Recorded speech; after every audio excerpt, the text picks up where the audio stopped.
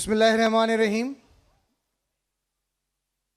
अल्लाह चन ओए जिन आए मन सरो थे। अवल अला अलीम आला आलम जो धणी कादिर पंहिंजी कुदरत सी कायम आहे क़दीम। वाली वाहिद वहदहू राज़िक रब रहीम। सो सारा सचो धणी चए हमद हकीम। करे पाण करीम जोड़ूं जोड़ जहान जो। सभिनी मुअज़्ज़िज़ महिमाननि खे दिलि जी गहराइनि सां भली कार चवंदा। असांजा महिमान ख़ासि साईं सरदार अली शाह साहिबु अची चुका आहिनि। आपा नूरुल हुदा शाह साहिबा बि हिते मौजूदु आहिनि ऐं उन सां गॾोगॾु ॿिया असांजा जेके मुअज़्ज़िज़ महिमान आहिनि ऐं उन्हनि सभिनी जी मौजूदगी में प्रोग्राम जो बाक़ाइदे आगाज़ कयूं था।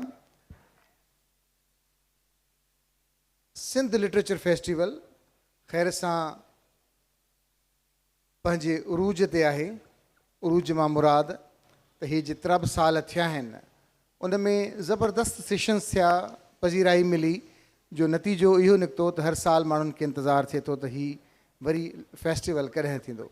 सो हिकु दफ़ो ॿीहर पंहिंजी शुरूआति कई आहे सिंध लिटरेचर फेस्टिवल जी ऐं मूंसां गॾु आहे आऊं आहियां सजाद सुहागे मूंसां गॾु आहिनि प्रह सैयद अवल नाम अलहाजो जो ॾींदड़ ॾेह सारे ॾई न पचारे मिड़निया महिरबान घणो। Assalamu alaikum.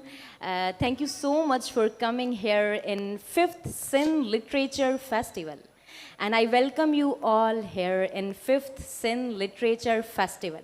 कॾहिं बि तोंते दुआर दिल जा, कॾहिं बि तोंते दुआर दिल जा न बूट भा भली हलिया बलुड़क आला कॾहिं बि हूंदा मतां चवीं या जियां न थींदी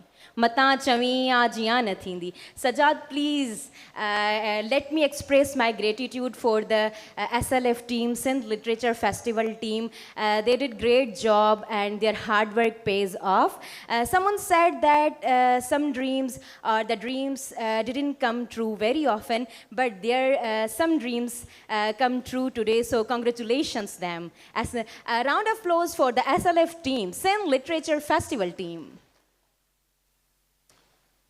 बिल्कुलु ईअं मोहन जो दड़ो जेको ट्रिब्यूट आहे उहो 100 साल पूरा थियनि पिया उन खोटाईअ खे, उन सदियुनि जे हिन पड़ाॾे खे ऐं असांजी तारीख़, असांजी तहज़ीब। मूंखे यादि आहे त आउं जॾहिं इजिप्ट में म्यूज़ियम में बीठो हुउसि त मां पंहिंजे गाइड खां पुछियो त भला एतिरी वॾी तहज़ीब भला ॿियो कंहिंजी, त उन गाइड छोकिरी मूंखे चयो त हीअ असांजी तहज़ीब पुराणी आहे, पर असां खां वधीक पुराणी एंशंट जेका आहे सा पाकिस्तान जे सिंध सूबे में मोहन जो दड़ो आहे। इंडस सिविलाइज़ेशन त उहा जेका सिविलाइज़ेशन जो जेको मिसाल आहे या जेके आसार आहिनि या असांजी ॿोली हुजे या असांजी जेका तहज़ीब आहे उनखे पूरी दुनिया मञे पई। ऐं हाणे उहो वक़्तु अची वियो आहे त असां उन ॿोलीअ खे बि इंशाअल्लाह ताला अची पिया ताईं डीकोड कंदासीं। पर प्रोग्राम जे आगाज़ में जॾहिं असां मोहन जे दड़े जी ॻाल्हि कयूं, जॾहिं असां अदब जी ॻाल्हि कयूं त छो न शुरूआति उन वीडियो सां कयूं था जेका अकासी हूंदी हिन फेस्टिवल खे अॻियां खणी हलण में। अचो त ॾिसूं था हीअ ज़बरदस्त वीडियो। तमामु बहितरीन सजाद साहब। ही दीप अमानत सदियनि जी तंहिंखे त जलाए रखिणो आहे भल तेज़ गुलनि तूफ़ान सवें हिन खे त बचाए रखिणो आहे मोहन जो दड़ो। ऐं इन जा राइटर बि ॿुधाईंदी हलां, जेके पोइट आहिनि उहो सर अली आकाश आहिनि ऐं उनजा जेके सिंगर आहिनि उन्हनि जी बि आउं तव्हांखे इंट्रोडक्शन ॿुधाईंदी हलां। साद अलवी साहब, अलीज़े अलवी ऐं ज़हरा अलवी साहब। ऐं जा डायरेक्टर जेके आहिनि उहे तव्हांजा पंहिंजा नसीर गोपांग साहब जेके प्रोड्यूसर आहिनि, फाउंडर आहिनि SLF जा, ऐं ज़ोहेब काका साहब। पाण गुज़ारियो पस्तीअ में का जन्म जी हस्तीअ में ओ झड़ बि हुई ऊंद बि हुई सतरंग सुहायन साण भरियो मोहन जो दड़ो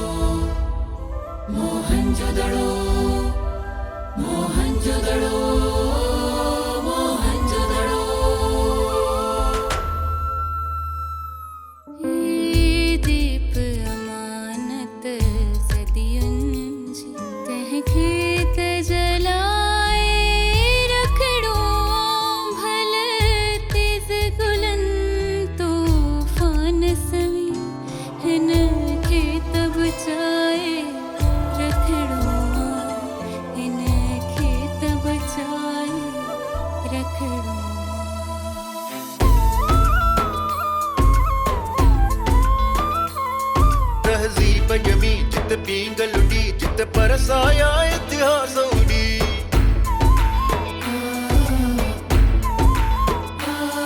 तहजीब जमी जित पींगल उड़ी जित परसाया इतिहास उड़ी हिन माण्हू जी रोला कीअं खे हो थानी कोई था कुसरियो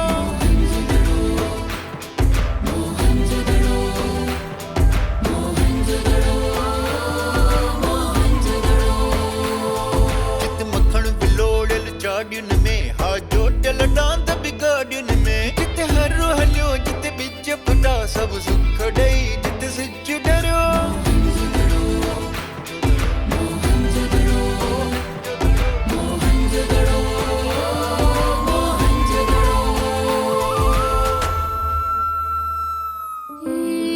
दीप अमानत सदियुनि जी तहक़ीक़ जलाए रखड़ो भल तेज़ गुलनि तूफ़ान सवी हिन खे त बचाए रखड़ो हिन खे त बचाए रखड़ो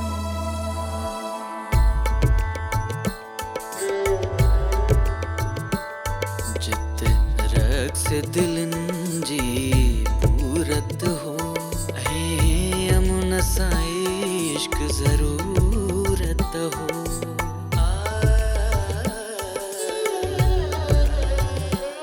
जित प्यार जी ॾेती लेती हुई हो सच सिको सौदो न करियो हो सच सिको सौदो न करियो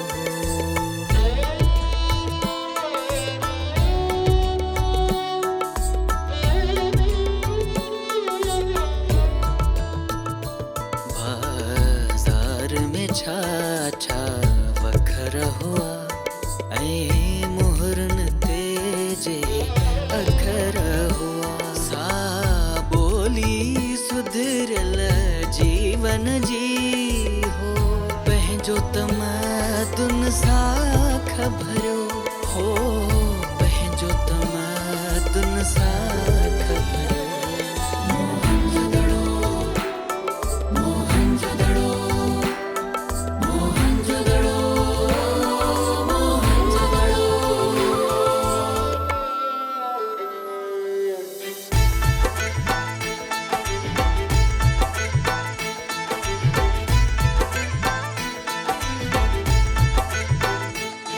उती अजरक पाए पहुतासी हो जमालो गाए पहुतासी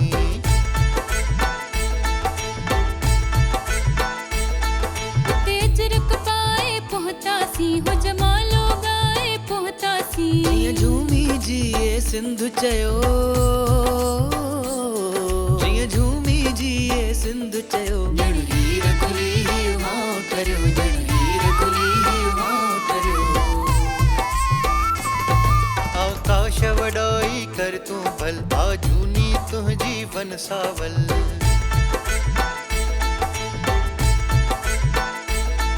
आकाश वॾाई कर तूं भल आजूनी तूं जीवन सावल जा ज्योति तुझे जोहर में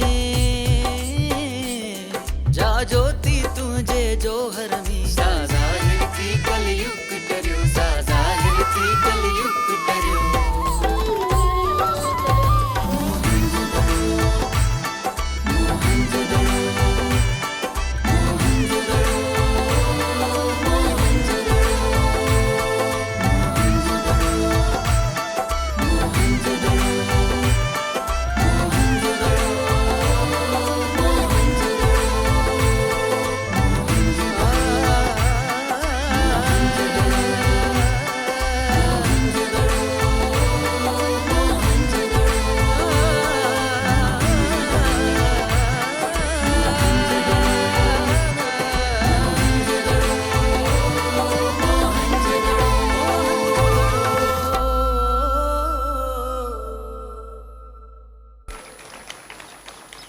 तमाम बेहतरीन. No doubt your hard work journey has had a great purpose, SLF. A round of applause for the SLF team and the editor, directors, singers, poet and the graphic designers of the SLF team. कॾहिं सिंध जी सींध मेरी न थे, कॾहिं सिंध जी सींध मेरी न थे, कॾहिं मोड़ तुंहिंजा न मुरझाइजन, वसे भिट तुंहिंजी भलारा सदा, सदा देस परदेस सारा वसन. ज़बरदस्त, बहितरीनु ऐं ज़बरदस्त कलाम ऐं बल्कि वीडियो ॾिठोसीं ज़बरदस्त. ऐं उन सां गॾोगॾु ही जेका अकासी आहे हिन वीडियो में यकीनन मूंखे उमेदु आहे त जेके बि असांजा हींअर ॾिसण वारा आहिनि उहे सम्झी चुका हूंदा त SLF जी थीम छा आहे. ऑनरशिप आहे हिन तहज़ीब जी, हिन ॿोलीअ जी, हिन पंहिंजाइप जी. हमेशह असां जीअ में जायूं ॾिनियूंसीं धारियुनि खे, ॿाहिरियुनि खे, सभिनी खे, पर उन सां गॾोगॾु हाणे वक़्तु अची वियो आहे त हिन जी मालिकी बि कजे. सो इन लाइ सिंध लिटरेचर फेस्टिवल हिकु दफ़ो ॿीहर तव्हांजे लाइ खोड़ सारा सेशन्स खणी आयो आहे. मोर देन 30 सेशन्स आहिनि जंहिंमें असांजा तमामु ज़बरदस्त असांजा मुहक़िक़ हूंदा, राइटर्स हूंदा, मॉडरेटर्स हूंदा, उन सां गॾोगॾु जेके तख़लीक़कार आहिनि उहे बि हूंदा ऐं उन सां गॾोगॾु म्यूज़िक ऐं किताब, मुशाइरा, घणो कुझु हूंदो. प्रोग्राम जो बाक़ाइदा आगाज़ कयूं था पिया ऐं जंहिं घड़ी जो इंतज़ारु हुयो उहा घड़ी हाणे ख़तमु था कयूं. ऐं पहिरियां पंहिंजे चीफ गेस्ट खे गुज़ारिश कंदुसि, ॾाढो एनर्जेटिक आहे, तमामु ज़बरदस्त, उनजे हौसले खे ॾिसी करे शुरूआति कयूं था. साईं सरदार शाह खां उनखे दावा ॾींदासीं त साईं स्टेज ते अचनि ऐं ज़ोरदार ताड़ियुनि में साईं सरदार शाह. जी बिल्कुलु बिल्कुलु. ऐं उनखां पोइ असां मोहम्मद अहमद शाह जेके प्रेसिडेंट आहिनि आर्ट काउंसिल जा, उन्हनि खे दावा ॾींदासीं त उहे स्टेज ते अचनि. असांजा कमिश्नर कराची जी मोहम्मद इक़बाल मेमण साहब ऐं उन सां गॾु आपा नूरुल हुदा शाह साहिबा, उन्हनि खे बि असां गुज़ारिश कंदासीं त स्टेज ते अचनि. उन सां गॾोगॾु असांजी ॾाढी ज़बरदस्त आपा एवरग्रीन आपा मेहताब अकबर राजदी साहिबा, आपा मेहताब अकबर राजदी साहिबा खे बि चवंदासीं त स्टेज ते अचनि. उन सां गॾोगॾु साईं नसीर मेमुण साहिबु तमामु बहितरीनु राइटर आहिनि, डेवलपमेंट सेक्टर में ज़बरदस्त कमु थियल अथनि. अदा नसीर मेमण ऐं बिल्कुलु साईं शमसुल हक मेमुण साहिबु जी बिल्कुलु गवर्नमेंट फंड जा ट्रस्टी आहिनि. ऐं जेका मैन स्पॉन्सरशिप आहे SLF जी, उहा उन्हनि जा बि ऑनर चई सघूं था. जी साईं नज़ीर लगारी साहिबु अगरि वेठा आहिनि थिया हिते त तमामु सीनियर जर्नलिस्ट आहिनि असांजा. साईं नज़ीर लगारी साहिबु आहिनि त उहे स्टेज ते अचनि बिल्कुलु. ऐं अदा नसीर गोपांग, अदा ज़ुहेब काका ऐं अदा डॉक्टर अयूब शेख. जी डॉक्टर साहब अचो, जल्दी अचो, जल्दी अचो, जल्दी अचो. जेतिरा एनर्जेटिक आहियो उन स्पीड सां अचो त असां पंहिंजे मुअज़्ज़िज़ महिमाननि खे गुलनि जा तोहफ़ा ऐं अजरकनि जो तोहफ़ो पेश कयूं. बिल्कुलु. सिंधी 7 years जो न अजरक जी अज़मत जो क़ाइल हुजे, जो न अजरक जी अज़मत जो क़ाइल हुजे, मुंहिंजी ॿोली ॾे जेको न माइल हुजे, ज़हन जंहिंजो अञा बि विरहायल हुजे, तंहिंखे चओ मुंहिंजी नगरी मां निकिरी वञे, तंहिंखे चओ मुंहिंजी नगरी मां निकिरी वञे. ज़बरदस्त. सिंध जी सकाफ़त, सिंध जो सुहिणो तोहफ़ो, असांजे हुजण जो अहसासु ॾियारींदड़ अजरक जो तोहफ़ो साईं सरदार शाह खे अदा अयूब शेख पारां अजरक जो तोहफ़ो ऐं गुलनि जो तोहफ़ो पिणु पेश कंदा. अदा नसीर गोपांग तव्हांखे गुज़ारिश कंदासीं त अजरक जो तोहफ़ो साईं मोहम्मद अहमद शाह साहिब खे, president of art council, president arts council. साईं ज़ुहेब काका साहिब खे गुज़ारिश कंदासीं त गुलदस्तो ऐं अजरक जो तोहफ़ो साईं मोहम्मद इक़बाल मेमण साहिबु कमिश्नर कराची खे पहिराइनि ऐं पेश कनि. डॉक्टर अयूब शेख खे गुज़ारिश आहे, अदा नसीर खे गुज़ारिश, सभु महिमान पंहिंजा पाण में आहियूं, फॉर्मेलिटीज़ में न आहियूं. आपा मेहताब अकबर राजदी साहिबा खे तव्हां अजरक जो तोहफ़ो ऐं गुलनि जो तोहफ़ो पेश कंदा. ऐं डॉक्टर तव्हांखे गुज़ारिश आहे आपा नूरुल हुदा शाह साहिबा खे अजरक जो तोहफ़ो ऐं गुलनि जो तोहफ़ो पेश कंदा.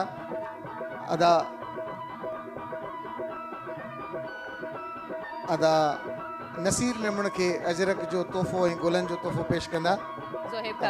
अदा नसीर मेमण साहिब खे. साईं नसीर गोपांग साहिब खे गुज़ारिश आहे साईं शमसुल हक मेमण साहिब खे गुलनि जो तोहफ़ो ऐं अजरक पेश कंदा.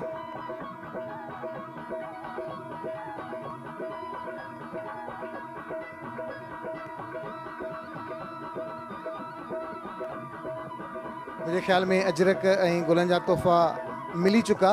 हाणे तव्हां ज़ोरदार ताड़ियुनि में हिकु दफ़ो बीहे रहिया। नसीर गोपांग वेलकम स्पीच कंदा ऐं हिन SLF जे मुतालिक़ पंहिंजे ख़्यालनि जो इज़हार कंदा। अदा नसीर गोपांग।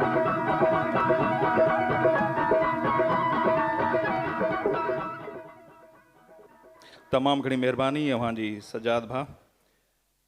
शाह साईं जे शेर खां शुरूआत कंदुसि। ज़ाहिर आहे ग़लती थी वञे त पे एडवांस में मां माफ़ी वठंदो आहियां। सो आया आस थियाम ॿारोचा बंभोर में, आया आस थियाम ॿारोचा बंभोर में, पसे पहर पुन्ह जे नहसे नेण ठरियाम, गूंदर विसरियाम सुखनि शाखूं कढियूं। स्टेज ते वेठल जेके बि असांजा मोज़िज़ महिमान आहिनि, कल्चर ऐं तालीम जा वज़ीर Sain Sardar Shah Sahib, president arts council Syed Mohammad Ahmed Shah Sahib, Apa Noorul हुदा शाह साहिबा, आपा मेहताब अकबर राशिदी साहिबा, ऐं उन सां गॾोगॾु शमसुल हक़ मेमन साहब, कमिश्नर कराची मोहम्मद इक़बाल मेमन साहब, ऐं नसीर मेमन साहब, नज़ीर लगारी साहब न अची सघिया आहिनि। सो असां चयोसीं पिया त गुलदस्तो कंप्लीट हुजे, सभिनी जी नुमाइंदगी थिए। बहरहाल उन्हनि जो सेशन आहे। सो अॼु ही जेका 5 सिंध लिटरेचर फेस्टिवल में पाण हिते गॾु आहियूं। सो इफ़्तिदाई तक़रीब में जेके बि अव्हां हाज़रीन आहियो, अव्हां वेठा आहियो साम्हूं, उन्हनि खे बि असीं दिलि जे गहराइनि सां भलीकार चऊं था। अव्हांजी बि तमामु घणी महिरबानी ऐं असीं बार बार चवंदा आहियूं त केॾो बि ज़बरदस्त असीं खणी सेटअप कयूं, उनजी जेका आहे असां सोशल मीडिया ते मुहिम हलायूं, पर ही मेला ही सभु कुझु कामयाबु तॾहिं था थियनि जॾहिं अव्हीं उन्हनि जी मालिकी था कयो। सो असीं दिलि जे गहराइनि सां अव्हां सभिनी हिकु हिकु फ़र्द जा बि तमामु घणा शुक्रगुज़ार आहियूं। हीउ अव्हांजो मेलो आहे ऐं अव्हांखे ई कामयाबु करिणो आहे, अव्हांखे उनखे कंटिन्यू रखिणो आहे। सो 2016 में SLF सिंधी अदब जी तरक़ी ऐं वाधारे खे ख़्याल में रखंदे असां जोड़ियोसीं कुझु दोस्त गॾिजी करे त सिंध लिटरेचर फेस्टिवल जी शुरूआति कजे। ऐं अलहमदुलिल्लाह 2016 खां अॼु 2022 में पाण बीठा आहियूं। सो सिंध जा माण्हू डिसाइड कंदा त उन में असीं केतिरो कामयाबु थिया आहियूं। असांजी कोशिशि रही आहे त न रुगो सिंधी अदब, पर उन सां गॾोगॾु हिन मुल्क में जेके बि ॿोलियूं ॻाल्हायूं थियूं वञनि, उन्हनि जो जेको अदब आहे उन्हनि जी प्रमोशन जे लाइ कमु कजे। सो गॾियल तौर ते शेड्यूल जी कापी हिते मौजूदु आहे, अव्हांखे सेशन नज़र ईंदा।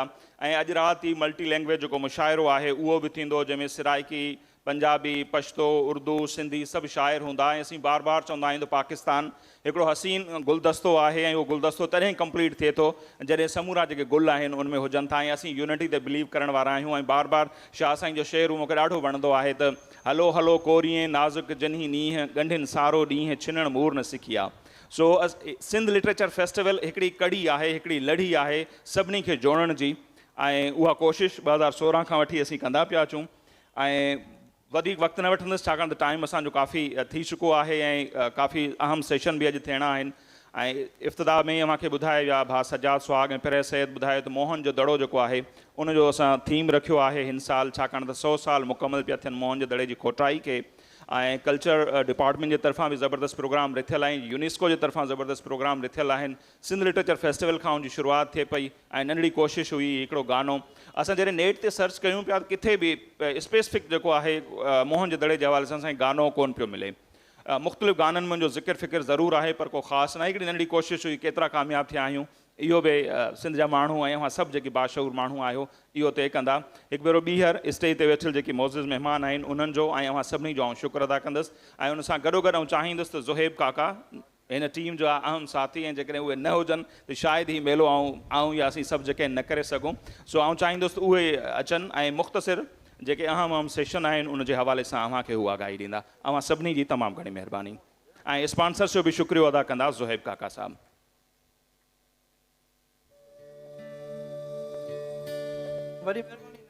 वॾी महिरबानी नसीर। ऐं सभ खां पहिरियां त अव्हां सभिनी दोस्तनि जी महिरबानी की तव्हां हिते मौजूदु आहियो ऐं हिन फेस्टिवल खे कामयाबु करण जे लाइ अव्हांजो हुजणु ज़रूरी आहे, छो जो हीउ फेस्टिवल असीं अव्हांजे लाइ करायूं था। ॾाढो जल्दी जल्दी में अव्हांखे ॿुधाईंदो हलंदुसि सेशन्स जेके मोस्ट इंपॉर्टेंट सेशन्स आहिनि हूअं त उहो पूरो शेड्यूल मौजूदु आहे अव्हां लाइ। कुझु आउं मां सिलेक्टेड अव्हांखे ॿुधाईंदुसि। अॼु जेको सेशन थींदो मोहन जो दड़ो ते इंपॉर्टेंट सेशन आहे, उनखे असां इनॉग्रेशन वारे ॾींहं ते ई रखियो आहे। उहो आहे 100 years of exploration of Mohan जो दड़ो। जीअं नसीर अव्हांखे ॿुधायो त उनजो सेलिब्रेशन्स हलनि पियूं त असां बि उनखे ज़हन में रखंदे करे पंहिंजे थीम खे ज़हन में रखंदे करे इहो सेशन्स रखियो आहे। नंबर 2 उनखां पोइ जेको सेशन थींदो उहो तमामु घणो इंपॉर्टेंट आहे। हिन वक़्तु क़ौम परस्त सियासत, उनजो माज़ी, हाल ऐं मुस्तक़बिल सभिनी असां क़ौम परस्त अॻवाननि खे लेटर्स लिखियासीं, इन्विटेशन मोकिलियासीं। उन मां जेके अवेलेबल आहिनि उहे अॼु मौजूदु हूंदा। डॉक्टर कादिर मक्सी साहब, सैयद ज़ैन शाह साहब, सजाद अहमद चांडियो साहब, आसमा फैज़ साहिबा बि मौजूदु आहिनि जिन काफ़ी रिसर्च कई आहे हिन टॉपिक ते। इन खां अलावा जेके असांजा इम्पोर्टेंट सेशन सैटरडे वारे ॾींहुं संडे वारे ॾींहुं हूंदा उहे मूंखे ॿुधाईंदो हलां। Current political situation of Pakistan, हिन वक़्तु पाकिस्तान में जेका पॉलिटिकल सिचुएशन आहे जमहूरियत जे हवाले सां या जेके मामला मां ॾिसो पिया त हुकूमत ऐं हिज़्ब इख़्तिलाफ़ जा हलनि पिया, इन ते बि असां हिकिड़ो सेशन रखियो आहे जंहिंमें मुल्क जा नामवर जर्नलिस्ट ईंदा ऐं उहे अची करे अव्हांखे उन हवाले सां ब्रीफ कंदा। हिकु ॿियो इम्पोर्टेंट सेशन आहे गुल हसन कलमती साहिब जो नालो कंहिंखे ख़बर न आहे, हू ईंदा ऐं कराची जे अॾींदड़नि जे बाबति तव्हांखे उन सेशन में आगाही ॾींदा त कराची जा अॾींदड़ बेसिकली केरु हुया। मुख़्तलिफ़ पर्सनैलिटीज़ आहिनि उहे डिस्कस अंडर ईंदियूं, उन मां सिलेक्टेड असां रखियूं आहिनि हिन में मोरो मीर बैर, सेठ दरियानुमल, हरचंद राय विशनदास ऐं जमशेद नसर वांजी मेहता। इन खां अलावा संडे वारे ॾींहुं जेके इंपॉर्टेंट सेशन्स आहिनि उहे मूंखे ॿुधाईंदो हलां। अमर जलील साहब डेफिनेटली असांजा वॾा आहिनि, हमेशह असां सां गॾु हूंदा आहिनि। उन्हनि जो सेशन असां संडे वारे ॾींहुं रखियो आहे शाम जो 4 खां 5 वॻे, कन्वर्सेशन विथ अमर जलील साहब ऐं उन्हनि सां मॉडरेट कंदियूं आपा नूरुल हुदा शाह। हिकिड़ो ॿियो सेशन आहे पाकिस्तान की ख़ारिजा पॉलिसी मौजूदा सूरत हाल में। असां ॾिठोसीं त हिन हुकूमत जे दौर में ख़ारिजा पॉलिसी ते केतिरो ध्यानु ॾिनो वियो आहे। इन ते डिस्कस करण लाइ असां मुख़्तलिफ़ पैनलिस्ट घुराया आहिनि जेके इन हवाले सां मूंखे ॿुधाईंदा ऐं गॾो गॾु म्यूज़िक हूंदो। अॼु शाम मुशाइरो आहे, इंपॉर्टेंट सेशन्स आहिनि ऐं अव्हांखे उमेदु आहे तव्हां उनखे अटेंड कंदा। ख़ासि करे ऐं थोराए थो आहियां EFT एंडोमेंट फंड ट्रस्ट वारनि जो, जिन असां ते ट्रस्ट कयो 2016 खां, उन्हनि जे करे असां ही मेलो मचाइण जे क़ाबिल थियासीं। उनखां पोइ साईं सदा शाह पाण मौजूदु आहिनि, कल्चर डिपार्टमेंट जा मिनिस्टर आहिनि। इन्हनि जी महिरबानी जो हू मुसलसिल असांखे सपोर्ट कंदा रहनि था। इंफॉर्मेशन मिनिस्ट्री जी महिरबानी, उन में कहिड़ो बि मिनिस्टर हुजे, कहिड़ो बि सेक्रेटरी हुजे, पर हमेशह हू असां ते महिरबानी रहनि था ऐं ॿियों दफ़ो कंसेक्यूटिव हू असांखे सपोर्ट कनि पिया। असांजा ॿिया सपोर्टर्स ऐं जेके स्पॉन्सर्स आहिनि उनजो नाला मूंखे ॿुधाईंदो हलां। सिंध एजुकेशन फाउंडेशन ख़ासि करे उन्हनि बि असां सां सहकार कयो आहे ऐं एजुकेशन जे हवाले सां जेको सेशन हूंदो उन में सिंध एजुकेशन फाउंडेशन जा बि स्पीकर्स हूंदा जेके मूंखे एजुकेशन जे हवाले सां ॿुधाईंदा। आसा Pakistan department of youth affairs असां सां गॾु आहे ऐं AAP पॉपुलेशन वेलफेयर डिपार्टमेंट ऐं ख़ासि करे जेका हिन वक़्तु मुल्क जी वॾे में वॾी NGO आहे हैंड्स, उहे बि असां सां एज़ अ प्रिंटिंग पार्टनर गॾु आहिनि। असां उन्हनि सभिनि जा थोराइता आहियूं जो उहे आहिनि ऐं असां उन्हनि खे एज़ अ स्पॉन्सर खणी हली करे ही मेलो मचाइण जे क़ाबिल थियूं था। Thank you so much. अव्हां दोस्तनि जी सभिनि जी वॾी महिरबानी अव्हां आया। Thank U. प्रोग्राम जे आगाज़ खां पोइ हिन आर्ट्स काउंसिल जो रूह रवां जेके अहिड़ा प्रोग्राम जॾहिं बि थिया ॿाहिरि थिया उनखे ऑन कयो ऐं हिते वठी आया त बाबा हीअ त उहो मंच आहे जितां अहिड़े क़िस्म जा प्रोग्राम थियणु खपनि। बनिस्बते 5 स्टार होटल्स ते लखें रुपया उहे बिल ॾिजनि, छो न हिन इदारे जो जेको मक़सदु आहे उहो हिते ई पूरो थींदो। हिते सभु कुझु मौजूदु आहे, उहा कहिड़ी शइ आहे जेका हिते असां वटि मौजूदु न आहे जो हिते न थी सघे। सो इहो उनजो वॾो वर्ड आहे ऐं आउं गुज़ारिश कंदसि असांजे मुअज़्ज़िज़ महिमान खे पिणु ॾाढे ख़ूबसूरत लफ़्ज़नि में उनखे यादि कंदी साईं मोहम्मद अहमद शाह साहब। तारीफ के मोहताज नहीं होते अच्छे लोग, तारीफ के मोहताज नहीं होते अच्छे लोग, फूलों को कभी अत्र लगाया नहीं जाता। अव्हां जी ज़ोरदार ताड़ियुनि में मोहम्मद अहमद शाह।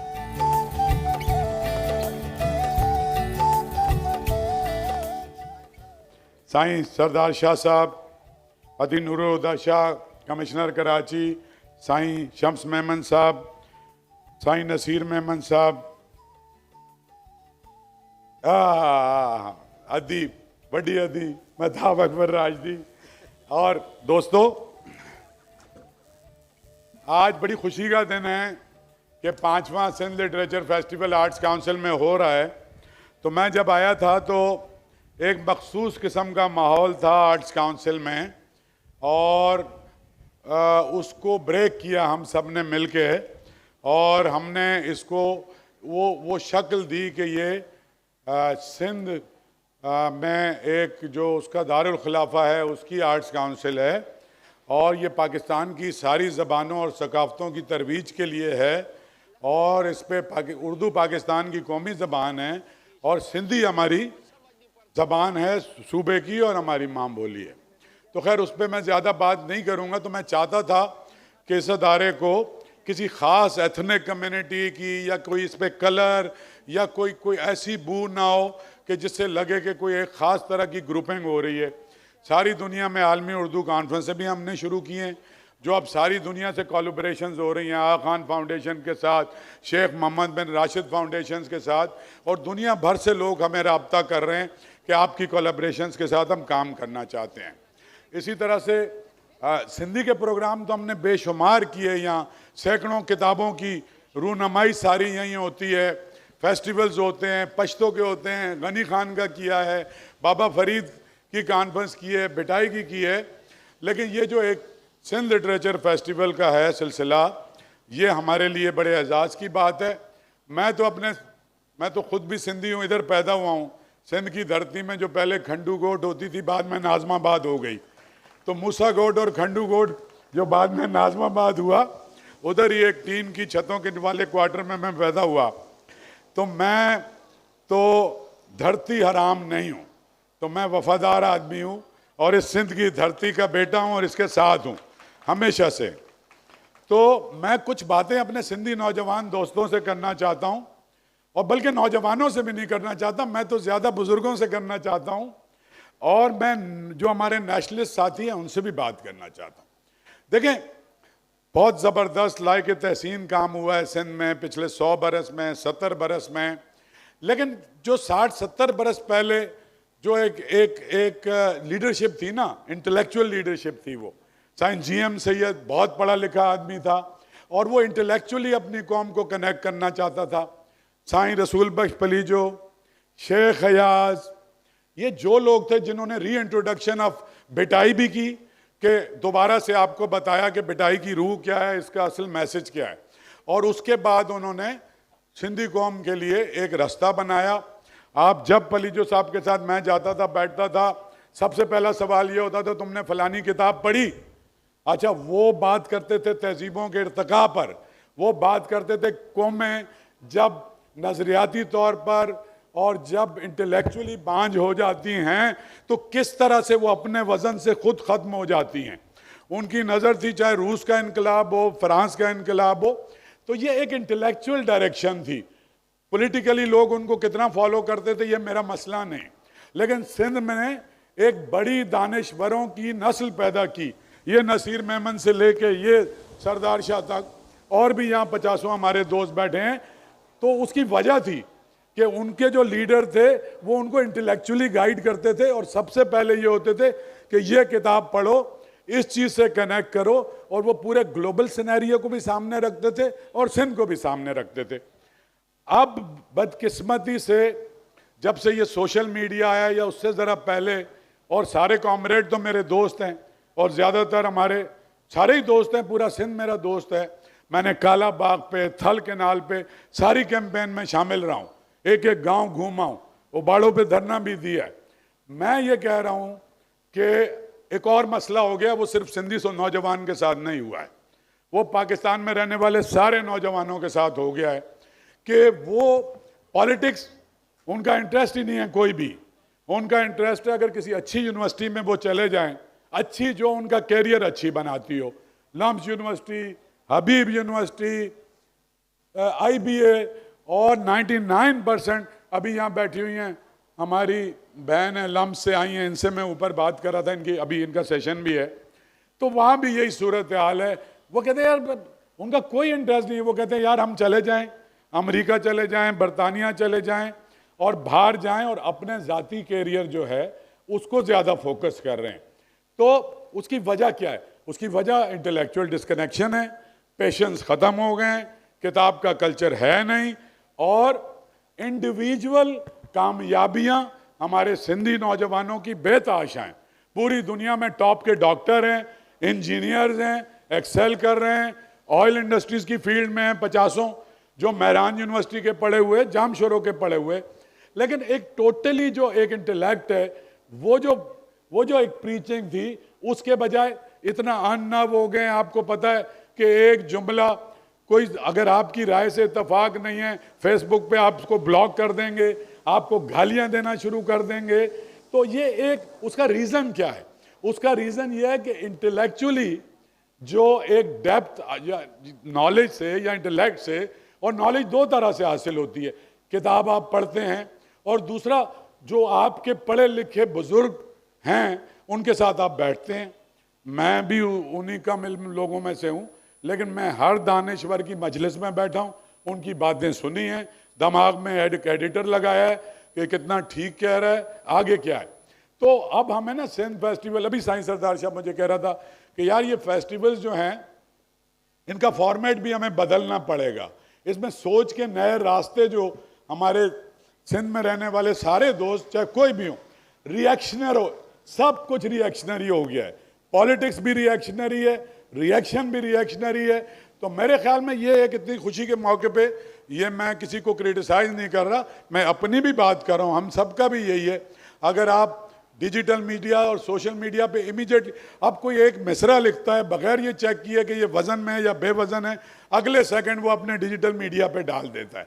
तो थोड़ा सा अगर हम अपने पेशेंस, थोड़े से हमारी नौजवान नस्ल जिसका ज़्यादा फोकस जो है ना अब अपने कैरियर पर है, और वो शायद मायूस हो गए हैं अपने बुज़ुर्गों से भी, अभी भी जो लीडरशिप है उससे, और वो कहते हैं यार अपने आप को तो ठीक करें, अपने बच्चों को, वो भी कोई ख़राब डिमांड नहीं है, अपनी फैमिली को अपग्रेड करें अपने। तो मेरी ये दरख्वास्त है कि दोबारा से कुछ स्टडी सर्कल होने चाहिए, जो एक ज़माने में ये नसीर और ये सारे लोग करते थे और अब भी करते हैं, दोबारा से उसको रिवाइव करने की ज़रूरत है। जब तक कोई भी कौम इंटेलेक्चुअली अपग्रेड नहीं होगी तो वो बहुत ज़माने तक, और इतना मतलब इतना शानदार प्राइड कर सकता है सिंध कि भाई इतना शानदार उसका माजी है, इतना ज़बरदस्त उसका हेरिटेज है, ऐसा उसका म्यूज़िक है और ऐसी बड़ी इंडस सिविलाइजेशन है, तो कितने हम उसके साथ कनेक्टेड हैं।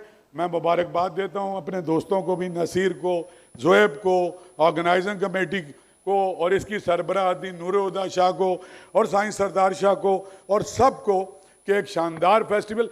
इस फेस्टिवल का आइडियल बात यह है कि यहाँ से हमें सोच के कोई नए रास्ते मिलें, हम कोई क्रिटिकल थिंकिंग पे काम करना शुरू करें।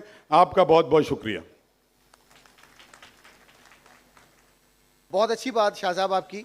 इसमें एक आदत ये कि हम एक दूसरे के मुख्तलिफ होने की जब तक रेस्पेक्ट नहीं करेंगे तब तक आगे बढ़ नहीं सकेंगे। तो ये ज़रूरी है कि हम एक दूसरे के मुख्तलिफ होने की रेस्पेक्ट करें, और मज़ा भी इसी चीज़ में है।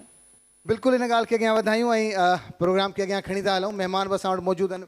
प्रोग्राम अॻे ई काफ़ी देरि थी चुकी आहे ऐं अॼु भलारी राति बि आहे, घणनि खे वञिणो बि आहे, इबादत बि करणी आहे।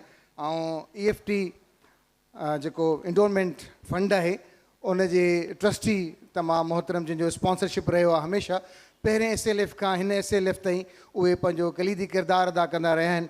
साईं शमसुल हक मेमण साहब खे गुज़ारिश कंदसि त बिस्मिल्लाह रहमान रहीम। साईं सैयद सरदार अली शाह साहब, नसीर गोपांग, ज़ुएब काका, अदी मुंहिंजी भेनर बीबी नूरुल हुदा शाह, अदी भेण महताब अकबर राजती ऐं ॿिया मौजूदु महिमान, साम्हूं वेठल महिमान। बसि मां मुख़्तसिर हिकु त नसीर गोपांग उन जे रुफ़ाकार उन जी टीम खे मुबारकबाद ॾियां थो। मां जीअं अंदरि आयुसि त तीअं ही प्रोग्राम मूं ॾिठो, तमामु वाज़े ऐं महिनत थींदड़ प्रोग्राम आहे ऐं इनशाला हे 2-4 ॾींहं जेको आहे सो तमामु हिकिड़ो प्रोडक्टिव गुज़रंदा।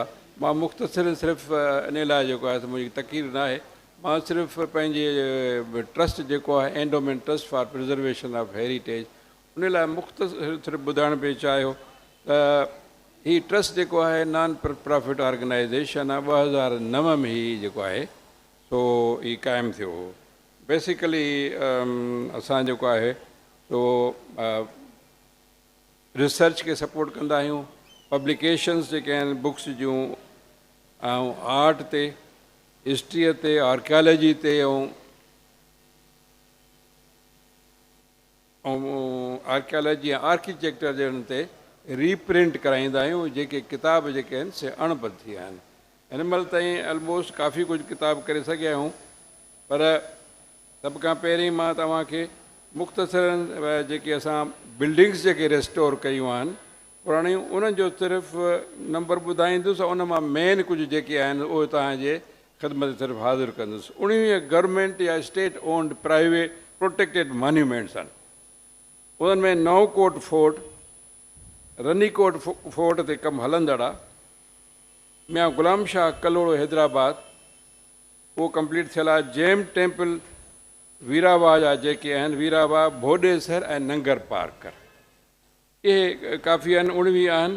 ऐं रिसेंटली असां रेस्टोरेशन ऑफ सेवण फोर्ट जेको आहे उहो उनजी असां इनॉग्रेशन ऑनरेबल चीफ मिनिस्टर साहब खां बि कराई आहे ऐं उन काफ़ी कुझु उन में जेको आहे पंहिंजा डायरेक्टर इशू कया आहिनि ऐं मेन उन में इहो आहे त सेवण फोर्ट जेको आहे उनखे हेरिटेज साइट डिक्लेयर कई वञे, जंहिंमें सिंध जूं जे 3 यूनिवर्सिटियूं आहिनि, मेहरान यूनिवर्सिटी, सिंध यूनिवर्सिटी ऐं शहीद अला बख्श यूनिवर्सिटी, ए सहकार कंदियूं ऐं कल्चर डिपार्टमेंट सहकार कंदो ऐं इन गॾिजी हिकिड़ी फ्यूचर कल्चरल पॉलिसी ठाहींदियूं।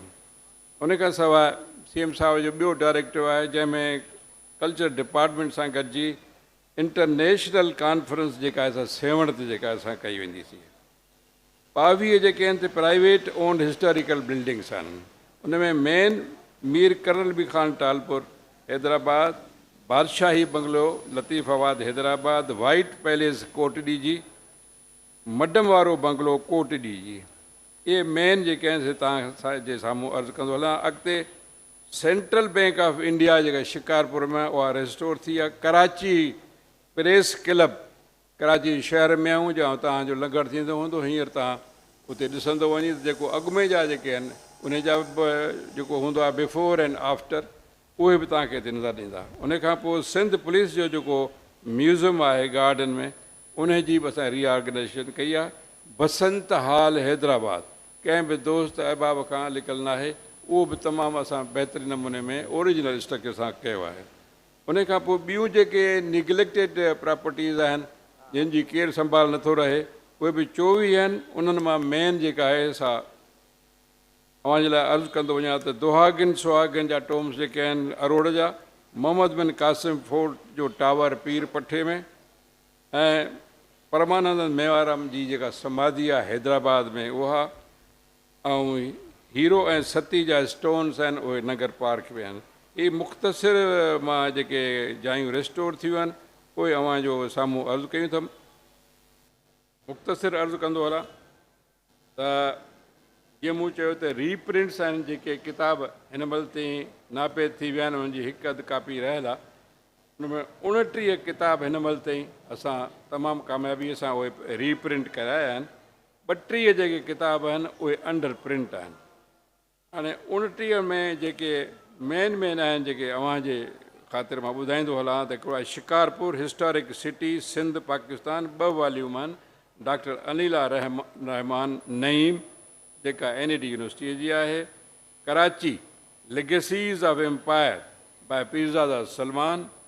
उन खां पोइ मेमोरियल स्टोरीज़ थरपारकर ज़ुल्फ़कार अली कलोड़ो, फ़तहनामा ऐं Sindh known as Chachnama doctor मरहूम नबी बख्श खान बलोच जो।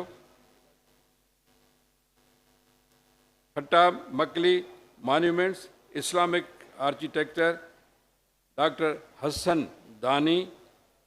Symbols in stone the rock art of Sindh by Zulfiqar Ali कलोड़ो। Runny कोट हिकु बहितरीन आला क़िस्म जो किताब आहे। The wall of Sindh by doctor Badar Abro. The plants and ducks of Sindh by James A Murray. Sadequain the holy sinner by Hamid Haroon and Salima Hashmi. Tale of the tile the ceramic traditions of Pakistan by Abdul Hamid Akhund and Nasreen Askari. Tharparkar, Land of Color, Contrast and Culture by Noor Ahmad Jhanji. I Saw Myself by Shabnam Virwani and Vipul Rikhi. ये जेको India जी lady आहे जंहिं लिखियो उनजो reprint कयो अथऊं असां उनजो हिते महूरत कयो शाह साहब जे मदद सां आर्ट्स काउंसिल में। Chronological Dictionary of Sindh by M.H. Panwar. Great Books of Islamic Civilization by Dr. N.A. Baloch. John Jacob of Jacobabad by H.T. Lambrick. Alexander's Campaigns in Sindh and Balochistan and Siege of the Brahman Town of Harmatela by P.H.L. Igramand. साईं मुंहिंजा ही मुख़्तसिरन जेको आहे असांजो सफ़र हलंदो रहे थो ऐं सिर्फ़ु जेको आहे आर्कियोलॉजिकल साइट्स न आहिनि पर रिसेंटली इनखे साल ॾेढ थी वियो आहे असां उहो रिसर्च प्रोजेक्ट जेको आहे मरीन आर्कियोलॉजीअ ते हिकिड़ी आहे टीम उन्हनि खे बि असां स्पॉन्सर कयो आहे असांजो ॾींहों ॾींहुं स्पेक्ट्रम जेको आहे थोरो वाइड थींदो थो वञे। अवां सभिनी जी वॾी वॾी महिरबानी, साईं मुंहिंजा ॿुधण जी महिरबानी। Sir thank you so much. तव्हां असांजा असासा आहियो ऐं असीं तव्हां सां ई आहियूं, तव्हां आहियो त असां आहियूं ऐं तव्हां ई असांखे सेखारण वारा आहियूं। हाणे आउं गुज़ारिश कंदसि जेके असांजा कराची जा कमिश्नर आहिनि मोहम्मद इक़बाल मेमन साहब ऐं उहे एज़ाज़ी चेयरमैन बि आहिनि आर्ट काउंसिल जा, अव्हांजी ज़ोरदार ताड़ियुनि में मोहम्मद इक़बाल मेमन साहब। बिस्मिल्लाहिर्रहमानिर्रहीम। सैयदना करीमुन सल्लल्लाहु अलैहि वसल्लम। सभिनी खां पहिरीं तमामु Syed Sadat Ali Shah Sahib, minister culture education, Ahmed Shah Mohammad Shah Sahib, असांजो सदर आर्ट्स काउंसिल कराची, महताब राशिदी साहिबा, नूरहुदा शाह साहिबा, शमसुद्दीन मेमन साहब, नसीर मेमन साहब, मुंहिंजो दोस्त बि आहे, बैचमेट बि आहे, असां गॾु पढ़िया आहियूं। तव्हां सभिनी दोस्तनि जी वॾी महिरबानी। मुबारकबाद जा मुस्तहिक़ आहिनि उहे दोस्त जिन ऑर्गेनाइज़ कयो आहे सिंध लिटरेचर फेस्टिवल, ऐं हिननि बिल्कुलु सही ॻाल्हि कई आहे, उन सां मुतफ़िक़ आहियां त सिंध लिटरेचर फेस्टिवल सॼे सिंध जे धरतीअ वांगुरु सभिनीनि खे वेलकम चवण वारी इवेंट हुजणु खपे। जीअं असांजी धरती सभिनीनि खे वेलकम करे थी, पंहिंजे जीअ में जाइ ॾिए थी, तीअं असांजो सिंध लिटरेचर फेस्टिवल बि सभिनी कल्चर्स खे गॾु खणी हलंदो। त इहा न सिर्फ़ु असांजी वॾी दिलि हुजण जी निशानी आहे, पर हिकिड़ो वॾी तारीख़, वॾो हेरिटेज रखण वारो वॾी जेका क़ौम आहे उहा बि असां साबित करियूं था त असां हिकिड़ी अहिड़ी क़ौम सां तालुक़ु रखूं था जंहिंजी वॾो लिटरेचर आहे, वॾो हेरिटेज आहे, वॾी तारीख़ आहे। असां सभिनीनि खे पंहिंजी तारीख़ ते, पंहिंजे हेरिटेज ते फ़ख़्रु आहे। ऐं ही अहिड़े क़िस्म जी इवेंट्स इन ॻाल्हि जी साबिती आहिनि त असां उन हेरिटेज खे ज़िंदा बि रखणु चाहियूं था, उनखे अॻिते बि वधाइणु चाहियूं था, उन जे एवोल्यूशन में, उन जी इर्तिक़ा में असीं पंहिंजो हिसो विझणु चाहियूं था। तव्हां सभिनीनि जी वॾी महिरबानी, तव्हां मूंखे दावत ॾिनी, आपका भी बहुत शुक्रिया। आपने जिस तरह से जो अल्फाज कहे यहाँ पे, इसमें कोई शक नहीं है। बहैसियत में chairman of the arts council Karachi, मैं इस बात की गवाही देता हूँ कि यहाँ पे जो इवेंट्स होते हैं, यहाँ पे जो भी यहाँ पे लोगों की पार्टिसिपेशन है पाकिस्तान के मुख्तलिफ़ हिस्सों से, इस बात का सबूत है कि कराची मिनी पाकिस्तान है। ये आर्ट्स काउंसिल भी सारे पाकिस्तान को रिप्रेजेंट करता है, सारी लैंग्वेजेस को, सारे कल्चर्स को, और ये मुल्क हमारा है, ये धरती हमारी है, ये शहर हमारा है, हम सब इसको ओन करते हैं, हमें इस पे फ़ख्र है। और अहमद शाह साहब जैसे बासलाहियत और प्रोएक्टिव प्रेसिडेंट, मैं समझता हूँ कि इस शहर की खुश नसीबी है। कहीं पे ये कहा जाता है कि जी फ़लाँ शहर की आर्ट काउंसिल इस आर्ट काउंसिल से बेहतर है। मैं उनको फिर ये कहता हूँ कि यहाँ पे आके रहें तो सही, यहाँ देखें तो सही, फिर आपको पता चलेगा कि आर्ट काउंसिल किस तरह से काम करती है। बाहर बैठ के तनकीद करना बड़ा आसान होता है, और जब आप यहाँ पे आते हैं और आप देखते हैं कि यहाँ पे रोज़ाना इनके लेटर्स मेरे पास आते हैं, वो जो ये एक्टिविटीज़ कर रहे होते हैं वो मुझे बता रहे होते हैं, उहा तमामु हिकिड़ी हौसला अफ़ज़ाई वारी ॻाल्हि आहे, ख़ुशी जी ॻाल्हि आहे त असांजे शहर में ऐं हाणे त अल्हम्दुलिल्लाह असांजे पूरे सूबे में जेके कल्चरल इवेंट्स थियनि थियूं, ऐं सम्झां थो त असांजे ज़िंदा हुजण जो हिकिड़ो ज़िंदा क़ौम हुजण जो उनजो अहसासु थिए थो। ऐं इहे असांखे यकीनन जेको कंहिं वक़्त में चयो वेंदो त शायदि सिंधी क़ौम, सिंधी ॿोली, इहे सभु शयूं ख़तमु थी वेंदियूं, तारीख़ जो हिसो बणिजी वेंदियूं। असां जॾहिं स्टूडेंट रहियासीं, नसीर साहिबु तव्हांखे यादि हूंदो, इहे ॻाल्हियूं थींदियूं हुयूं, पर अल्हम्दुलिल्लाह असां जेकॾहिं सभु मुतफ़िक़ आहियूं, मुतहद आहियूं, बिना कंहिं तफ़रक़े जे, उहो भले उहो मज़हब जी बुनियाद ते हुजे, ज़बान जी बुनियाद ते हुजे, बैकग्राउंड जी बुनियाद ते हुजे, नस्ल ऐं रंग जी बुनियाद ते हुजे, उनखे असांजो मज़हब तस्लीम नथो करे। ऐं असांखे इन यूनिटी सां, इन डाइवर्सिटी खे पंहिंजी स्ट्रेंथ ठाहिण सां असीं अॻियां वधी सघूं था। ऐं अल्हम्दुलिल्लाह इहे सभु जेके बि कल्चर्स ॻाइनि जेके धरती ते रहनि था, उहे उन्हनि सभिनी जी तरक़ी बि थींदी, उन्हनि जो इर्तिक़ाब थींदो। वॾी महिरबानी। वरी महिरबानी मोहम्मद इक़बाल मेमन साहब, कमिश्नर कराची ऐं चेयरमैन पाकिस्तान आर्ट्स काउंसिल, ऐं हिते हिनखे रिप्रेज़ेंट बि कनि पिया, ॾाढो ज़बरदस्त। ऐं हुननि पंहिंजे ख़्यालनि जो इज़हार कयो, ऐं हुनखे किथे ॿिए हंधि किथे कमिटमेंट आहे, इन करे हुनखे वञिणो पइजी रहियो आहे। सो हुन लाइ हुनजी वरी महिरबानी टाइम ॾिनो। प्रोग्राम खे अॻियां खणी हलो पहिरियों हाणे कहिड़ी मौज़िज़ शख़्सियत आहे जेका हिते ॻाल्हाइण लाइ डाइस ते ईंदी? जी बिल्कुलु उहा ई आहे जंहिं SLF जा जेके बि ऑर्गेनाइज़र्स आहिनि उन्हनि खे शुरू खां वठी आख़िर ताईं गाइड कयो आहे। जी अमा नाहे हूंदी उन मथे ते हथु हूंदो आहे अमा जो, ईअं ई बिल्कुलु SLF जे मथे ते हथु जंहिंजो आहे। तव्हां नालो वठंदा या आउं शाइरी सां उन्हनि खे सॼा? जी तव्हां शाइरी सां कयो त वधीक बहितर आहे। फलक पे चांद के हाले, फलक पे चांद के हाले भी सोग करते हैं, जो तू नहीं तो जाले भी सोग करते हैं। ईअं ई बिल्कुलु उहे आहिनि त SLF आहे। अव्हां जी ज़ोरदार ताड़ियुनि में आपा नूरुल हुदा शाह। वॾी महिरबानी। ईअं बिल्कुलु न आहे त आऊं आहियां त SLF आहे ऐं न आहियां त SLF न हूंदो। ईअं बि न आहे त सॼो क्रेडिट मुंहिंजे मथे ते आहे, बल्कि आऊं फ़ख्र सां चवंदसि त इहा महिनत नौजवाननि जी आहे। असांजो कमु हुननि जे पुठियां बीहणु आहे, पुठियां बीहणु आहे। असांजो कमु जाइ वालारणु न आहे, असांजो कमु हुननि खे पुठियां धिकणु न आहे। उहे अॻियां वधनि, हेड़ा मेड़ा, हेड़ियूं गॾिजाणियूं। आऊं इन करे हिननि सां गॾु आहियां इन हवाले सां त हिकिड़ो ख़्वाबु, हिकिड़ी ख़्वाहिश जेका सिर्फ़ु मुंहिंजी न हूंदी, अवां सभिनी जी हूंदी, उन्हनि जी बि हूंदी जेके अॼु असांजे विच में हींअर मौजूदु न आहिनि, उन्हनि जी बि हुई जेके हाणे दुनिया में न आहिनि, ऐं जिन जा हिन क़ौम ते सिंध ते वॾा थोरा आहिनि, जिन ॾाढा रंग भरिया आहिनि सिंध जे सोच में, शऊर में। त कराचीअ जे प्लेटफॉर्म ते हिन जाइ ते असांजो नौजवान बीहे, असांजो नौजवान ॻाल्हाए, असांजी सोच साम्हूं अचे। ऐं आउं सम्झां थी त इन ख़्वाब जी साभिया लाइ इहा कोशिशि आहे जो हर साल अॼु ही 5 सिंध लिटरेचर फेस्टिवल तव्हांजे साम्हूं आहे ऐं तव्हां इन में मौजूदु आहियो। नसीर गोपांग ख़ुशफ़हमियुनि ग़लतफ़हमियुनि जी ॻाल्हि कई।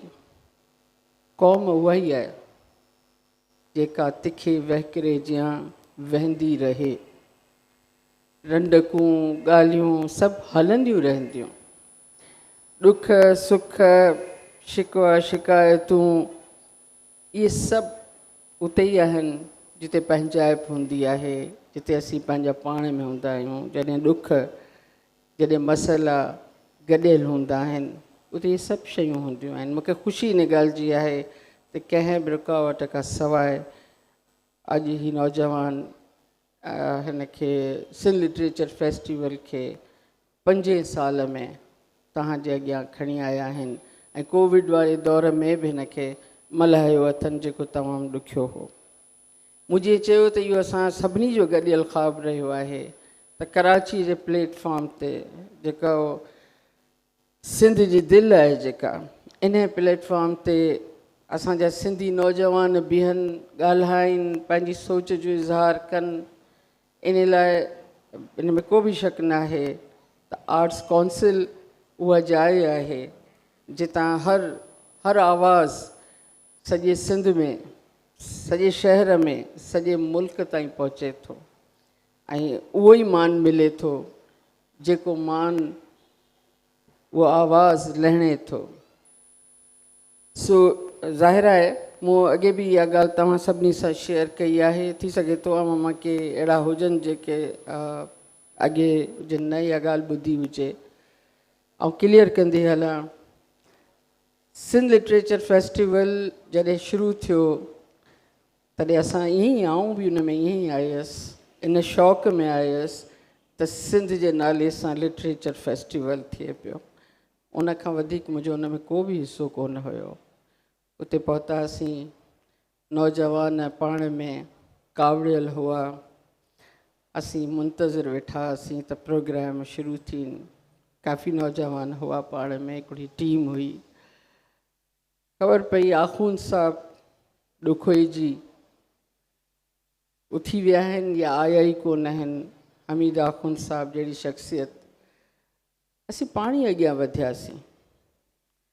आखुन साहब जिन ना आया, उन्हनि खे परचायोसीं, छा माज़रत कईसीं, छो त हक़दार आहिनि इन जा, त हुननि खे न ॾुखोइजे ऐं आखुन साहब जहिड़ी शख़्सियत खे पंहिंजे विच में विहारिजे। इहो असांजो मान आहे, असांजो शान आहे।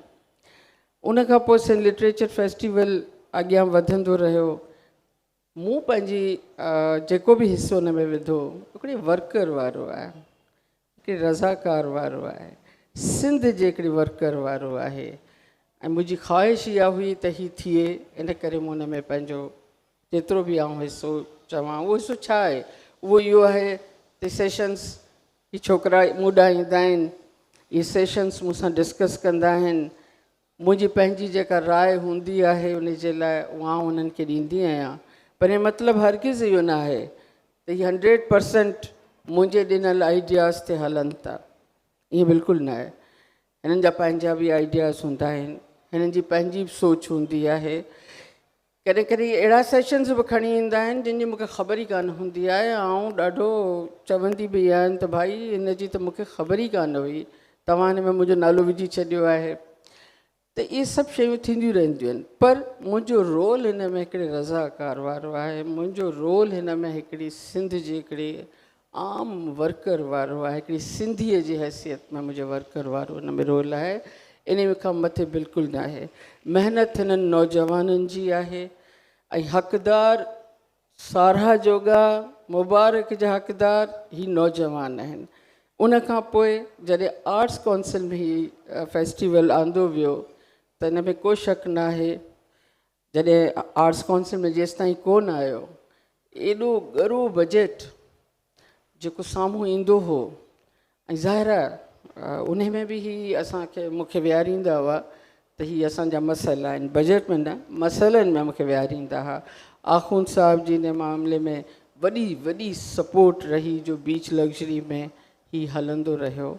ऐं पोइ उन खां पोइ गॾियल सलाह इहा बि थी त हर साल इन बजट लाइ एॾी महिनत थी कजे, एॾो तव्हां अंदाज़ो लॻाए सघो था त कराची जे प्राइवेट सेक्टर मां, कराची जे बिज़नेसमैन मां सिंध लिटरेचर फेस्टिवल जे नाले सां फंड वठणु केॾो मुश्किल ऐं नामुमकिन कमु आहे।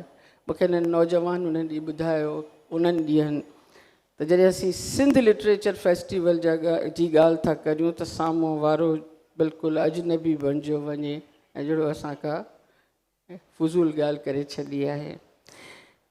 इन सॼी कशमकश में, इन सॼी महिनत में ज़ाहिर आहे आखून साहब जी सपोर्ट सां मामिलो अॻियां हलंदो रहियो। हिते अचण जो सबबु इहो ई हो। अहमद शाह वॾी ख़ुशीअ सां, वॾी कुशादगीअ सां इहो चई त तव्हांजो हक़ु आहे, इहो चई जेको हाणे इहो चई बि चुको आहे, इहो चई त हीअ आहे तव्हांजो, हीअ सिंध जी मिल्कियत आहे, आर्ट्स काउंसिल सिंध जे लाइ आहे, तव्हां हिते खणी अचो, असीं वॾी ख़ुशीअ सां कंदासीं। ऐं उन खां पोइ गुज़िरियल साल ऐं हिन साल न रुॻो ही नौजवान ॿ, इन्हनि सां गॾु जेके हिननि जा हेल्प करण वारा चंद हूंदा नौजवान उहे हूंदा, पर उन सां गॾोगॾु अहमद शाह, डॉक्टर अयूब शेख ऐं आर्ट्स काउंसिल जी सॼी टीम, आर्ट्स काउंसिल जा सभई वर्कर्स ईअं ई बीठा हूंदा आहिनि जीअं ॿियनि फेस्टिवल्स में, जीअं आलमी उर्दू कॉन्फ्रेंस में उहे बीठा हूंदा आहिनि ऐं पंहिंजी हर तरह जे कम में शामिलु हूंदा आहिनि। सो ज़ाहिर आहे त हाणे हिकिड़ी गॾियल कोशिशि आहे।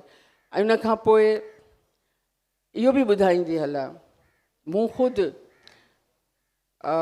असांजा नौजवान इन ते कावड़िबा आहिनि, चवंदा आहिनि त तव्हां जेके आहिनि मुख़्तलिफ़ मौक़नि ते, पोइ उहो अयास मेलो हुजे, उहो सिंध लिटरेचर फेस्टिवल हुजे, उहो ॿी का गॾिजाणी हुजे, का ॿियो मेड़ो हुजे, चयो वेंदो आहे त हीअ सभु सरदार शाह वटि विकामजी विया।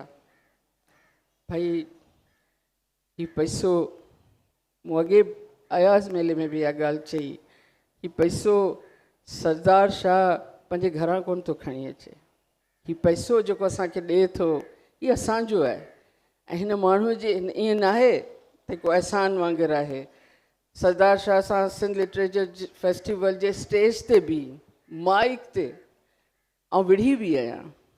मूं ॾाढो कड़ो बि ॻाल्हायो आहे, पर उन में ईअं न थियो आहे त तव्हां ईअं असांखे ॻाल्हायो था। ऐं सम्झां थी जेके असांजो नौजवान जेके लफ़्ज़ ॻाल्हाइनि था, जेके कमेंट्स कनि था, उहो ई कुझु आउं चवंदी रही आहियां, पर इन सां सपोर्ट बीठी कान। अॼु बहरहाल सिंध गवर्नमेंट जी सपोर्ट आहे, बहरहाल कल्चर डिपार्टमेंट जी सपोर्ट आहे। इहो जे वठणु असांजो हक़ु आहे त ॾियण बि हिननि जो हक़ु आहे त हीअ असांखे ॾींदा ऐं हीअ फेस्टिवल्स ईअं हलंदा रहंदा। असां ईअं ई प्रोग्राम्स कंदासीं। इहो मुमकिन कोन्हे त असां कशकोल खणूं ऐं दर दर पिनूं ऐं चऊं त असीं सिंध लाइ कुझु करण था वञूं, इन में तव्हां ख़ैरात विझो, ईअं कोन्हे। इहो ई तरीक़ो आहे, दुनिया में सुलझियल तरीक़ो इहो ई आहे त गवर्नमेंट पंहिंजो हिसो विझे उन में ऐं कमु करण वारा उन कम जे लाइ हिसो वठनि। न इहा ज़ाती मफ़ादनि जी ॻाल्हि आहे ऐं न ही विकामजण वारी ॻाल्हि आहे। ऐं सम्झां थी इहा ॻाल्हि क्लियर हुअणु खपे असांजे नौजवाननि खे। बाक़ी शिकवे शिकायतूं जेके बि आहिनि उहो असां वटि हिकिड़ो इहो ख़्यालु आहे असांजो, जंहिंसां असीं इख़्तिलाफ़ु कंदा आहियूं त असांजो ख़्यालु हूंदो आहे त इहो विकामजी वियो आहे। इन फ़लसफ़े ते असीं बीह रहिया आहियूं, इन फ़लसफ़े मां असीं निकिरी अचूं। विकामजण माण्हूअ जे ज़हन जो एॾो सवलो न आहे। विकामजण ॿी शइ आहे, हक़ु वठणु ॿी शइ आहे। पंहिंजी हुकूमत खे मंझराइण त तोखे हीउ रोल प्ले करिणो आहे, न त तव्हां ॾिसो असीं जेसिताईं गॾिबासीं न, असीं मुतफ़िक़ न थींदासीं त अॼु पाकिस्तान में अॼु बि 75 सालनि खां में सॼे में ऐं पर अॼु बि तव्हां ॾिसो पिया कंहिंजी कुर्सीअ खे थोरो बि लोॾो थो अचे त हुनखे पहिरियों ख़्यालु थो अचे त सिंध फ़तह कजे।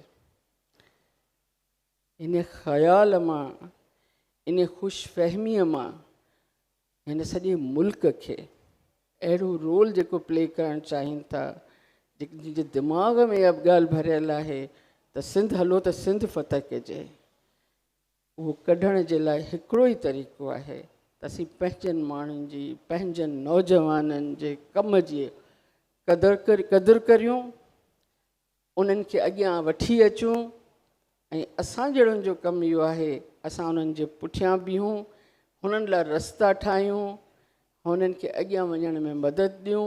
ऐं हिकु दफ़ो वरी नसीर गोपांग, ज़ुहैब काका, अहमद शाह, आर्ट्स काउंसिल जी सॼी टीम, डॉक्टर अयूब शेख ऐं पंहिंजे पाण खे ऐं अवां सभिनी नौजवाननि खे, सिंध जे समूरनि नौजवाननि खे, सिंध जे अदीबनि, शाइरनि, फ़नकारनि, सभिनी खे मुबारक ॾींदुसि त तव्हां अॼु वॾे क़द सां तव्हां उते बीठल आहियो जिते तव्हांजो ख़्यालु हो त असीं बीह नथा सघूं। वॾी महिरबानी। असां सेकंड जॾहिं SLF हुयो त हुन में आपा चयो त तव्हां हेल्प न चओ, तव्हां चओ सपोर्ट कयो। वॾो फ़र्क़ु हुयो हेल्प में ऐं सपोर्ट में। हक़ीक़त आहे इहे सभु तव्हां असांजे हिते हुजण बि इहा ज़बरदस्त हिक ॿिए जी सपोर्ट आहे ऐं उन में पोइ सभिनी डिपार्टमेंटनि जी सपोर्ट आहे ऐं हिन जी जेका अॻु भराई थिए थी, हिन नौजवाननि जी जेका साराह थिए थी, हिमत थिए थी, उहो हिननि स्पॉन्सरशिप सां थिए थी। जी पर हाणे जे महिमान शख़्सियत खे स्टेज ते घुराईंदासीं। सजाद साहब उहे ॾाढा प्यारा माण्हू आहिनि ऐं उन्हनि ई माण्हुनि लाइ उस्ताद बुखारी हिकु शाइरी ॾिनी आहे त सितारा विछाए सॻियासीं न तोला, सितारा विछाए सॻियासीं न तोला त के कंडा कोका त मेड़े छॾियासीं, नकोरियनि कचहरियुनि नयनि मंज़िलनि जा सवे साज़ उस्ताद छेड़े छॾियासीं, सवें साज़ उस्ताद छेड़े छॾियासीं। अव्हां जी ज़ोरदार ताड़ियुनि में नसीर मेमण साहब।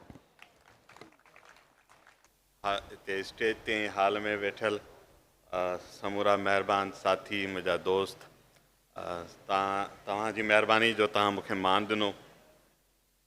सिंध लिटरेचर फेस्टिवल ऑर्गेनाइज़ करण वारनि खे रस्मी तौर न ऐं दिली तौर जस ॾियां थो, इवेंट ऑर्गेनाइज़ करण का नंढी शइ कान्हे। जिन कॾहिं 10 माण्हुनि जो का नंढो हिकिड़ो ॿिनि कलाकनि जो ट्रेवल बि ऑर्गेनाइज़ कयो हूंदो, उनखे ख़बर हूंदी त कहिड़ी जाखोड़ करणी थी पए। सो इहा हर साल जेका हिन जे पुठियां पोरियो आहे, इहो यकीननि जस लहर ऐं अहमद शाह खे जस न ॾियूं त ॾाढी ज़्यादती थींदी, जंहिं हिन कराची जे आर्ट्स काउंसिल खे हिकिड़ी लाइफ काउंसिल बनाए छॾियो आहे, एतिरी हिते सरगर्मीअ ज़िंदगीअ जो अहसासु पैदा कयो आहे। हिन शहर सूबे मुल्क जी डाइवर्सिटीअ लाइ हीअ स्पेसिस, हीअ नंढा कम कोन्हनि, हीअ इमारतूं अॻे बि मौजूदु हुयूं। सो माण्हू छा था अची कनि, कीअं उन्हनि खे बामाना बनाइनि था। अहमद शाह तव्हांखे शाबस हुजे, तव्हां तमामु ज़बरदस्त कमु कयो आहे।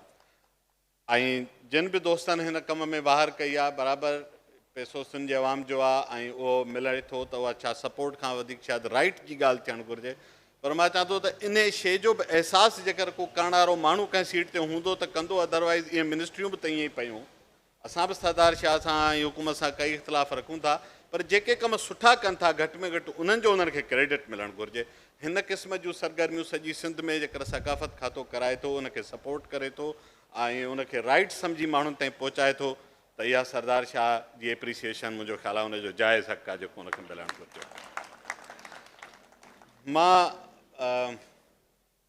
मूंखे अंदाज़ो आहे इलाही देरि थी वई आहे ऐं प्रोग्राम बि देरि सां शुरू थियो, इहा बि शायदि कंहिं स्टेज ते अची कंहिंखे रिवायत टोड़णु घुरिजे त भली सॼो हाल ख़ाली हुजे, मुक़ररु वक़्त ते प्रोग्राम शुरू करे छॾिजे।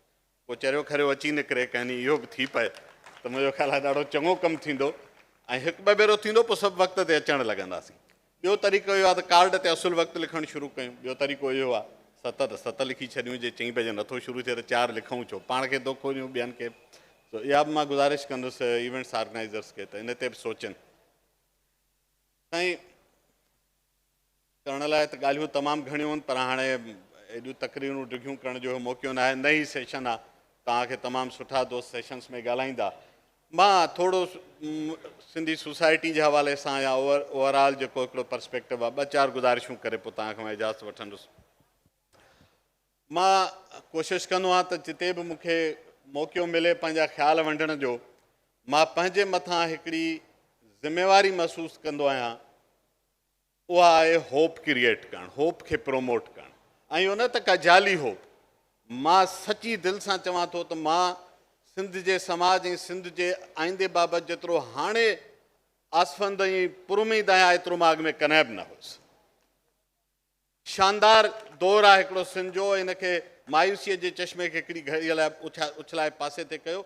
सिंध तमामु घणी अॻभराई में पई वञे। हा, मसइला आहिनि, ज़िंदा समाजनि सां मसइला हूंदा आहिनि, जंहिं जाइ ते मसइला न हूंदा आहिनि उहा जाइ आहे कब्रिस्तान, बाक़ी हर जाइ ते मसइला हूंदा आहिनि। तो असांखे बि मसइला आहिनि, छो त असां ज़िंदा क़ौम आहियूं, न हुजूं हा त असांखे मसइला हुजनि ई कोन।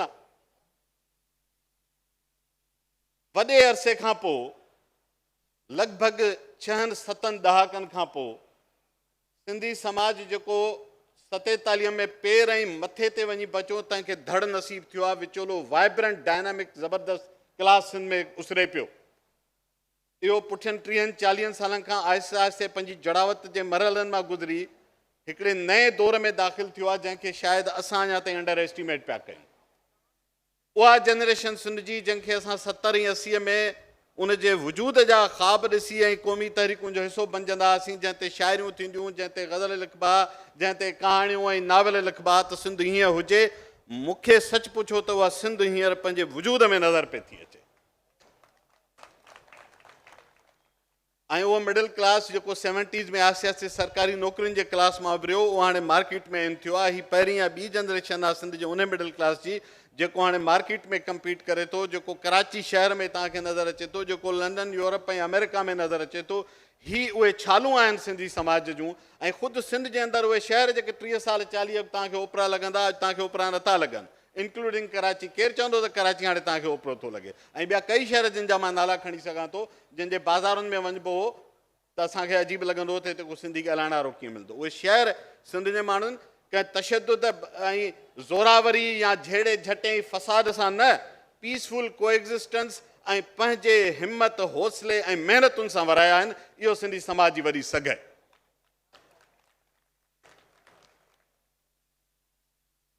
ॿी ॻाल्हि, सिंधी समाज में हिकिड़ो वॾी जेका बुनियादी तब्दीली आहे, मां 30-35 साल पोइ ते थो वञा ऐं उहा अञा ताईं कुझु थोरा हुनजा असर नज़र ईंदा आहिनि, पर हाणे उहो जमूत टुटे पियो।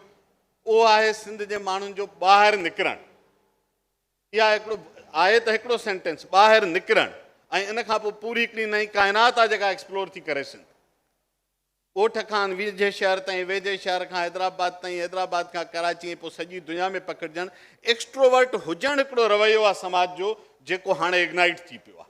हाणे उनजे पेरनि में जहिड़ो बाहि भरी पई आहे त उनखे निकिरणो आहे ॿाहिरि। हुन पंहिंजे उहे ॿंधण टोड़े छॾिया आहिनि समाज, उन हिकिड़ी जनरेशन उहे ॿंधण टोड़े छॾिया। ऐं अञा वधीक सगारो थींदो इहो रवैयो, इहो सिंध खे अञा घणो अॻिते खणी वेंदो। टीह ॻाल्हि त हिन सॼे वठवठां जे दौरान सिंध जो जेको जेतिरा बि नसुलनि उहे सिंध जे तरक़ी, सिंध जे आजपे ऐं ख़ुशहाली ऐं अमुन जे लाइ हिकु लॻातार जिदोजहद ऐं जाखोड़ में थकिजनि ई नथा। उहो सफ़र किथे हुननि जो रुकिजे ई नथो, उहो लॻातार जारी आहे। उन में फुल स्टॉप अचे ई नथी, उन में कामा ई नथी अचे। इहा बि वॾी सगा सिंधी समाज जी।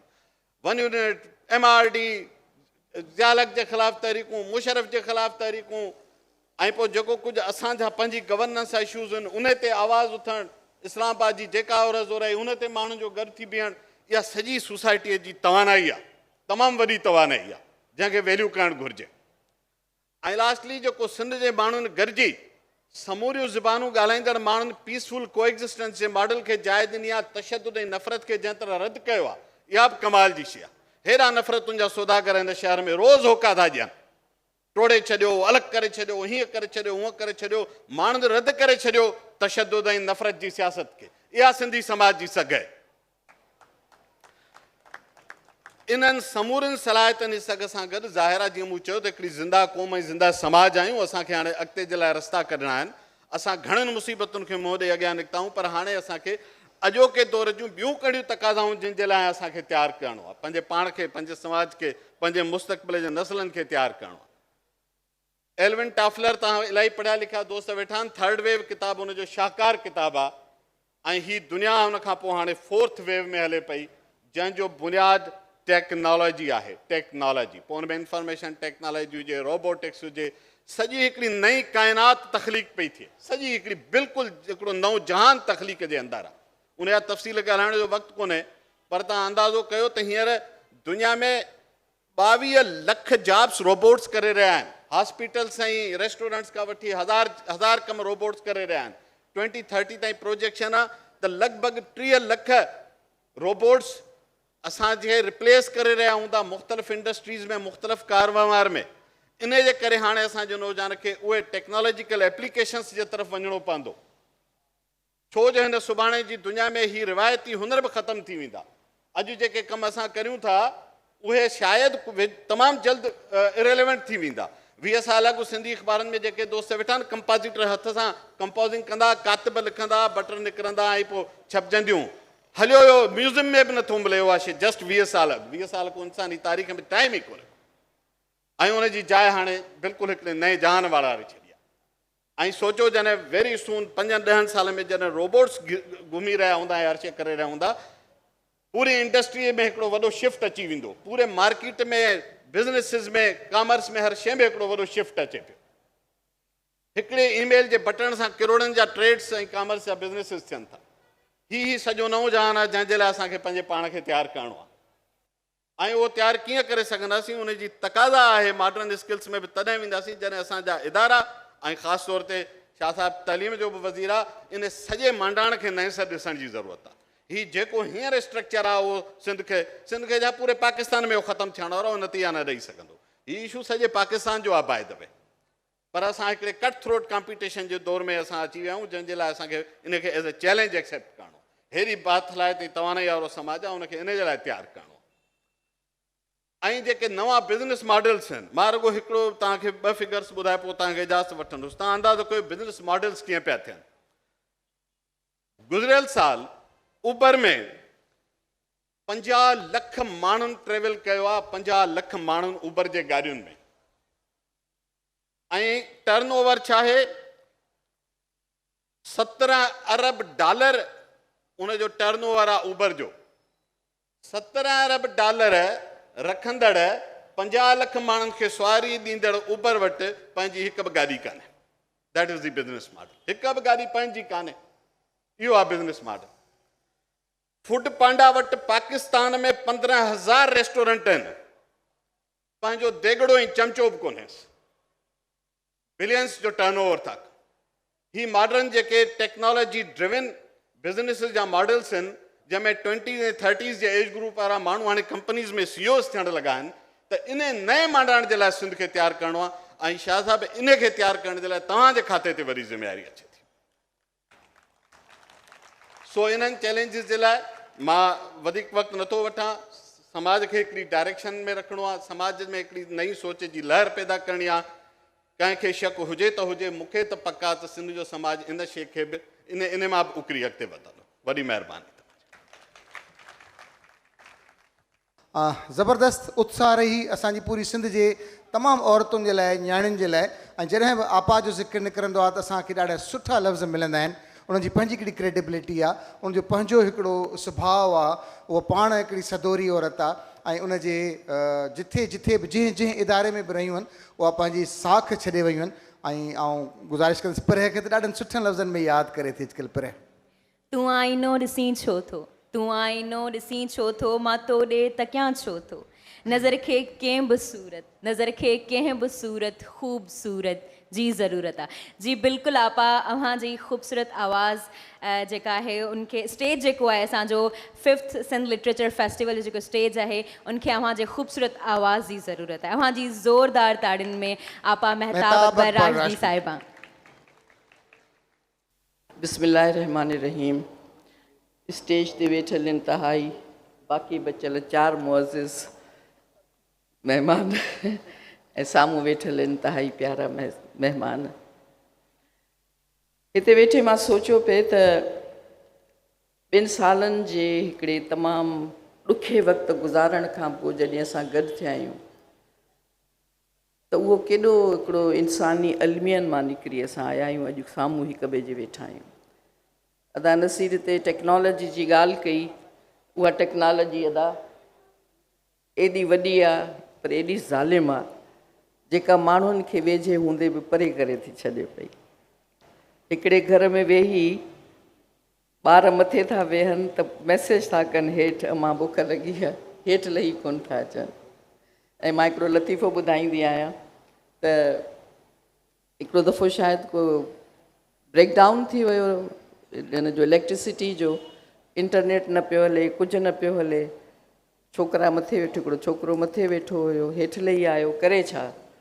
हेठि लथी अचे पंहिंजे माउ पीउ सां, भाउनि भेनरुनि सां वेठो। पोइ पंहिंजे दोस्त खे जॾहिं सभु हर को सिस्टम बहाल थियो त चयईं त यार इहो इंटरनेट डाउन थी वियो हुयो पर हेठि लही सभिनी सां वेठुसि, यार ॾाढा चङा माण्हू आहिनि इहे बि।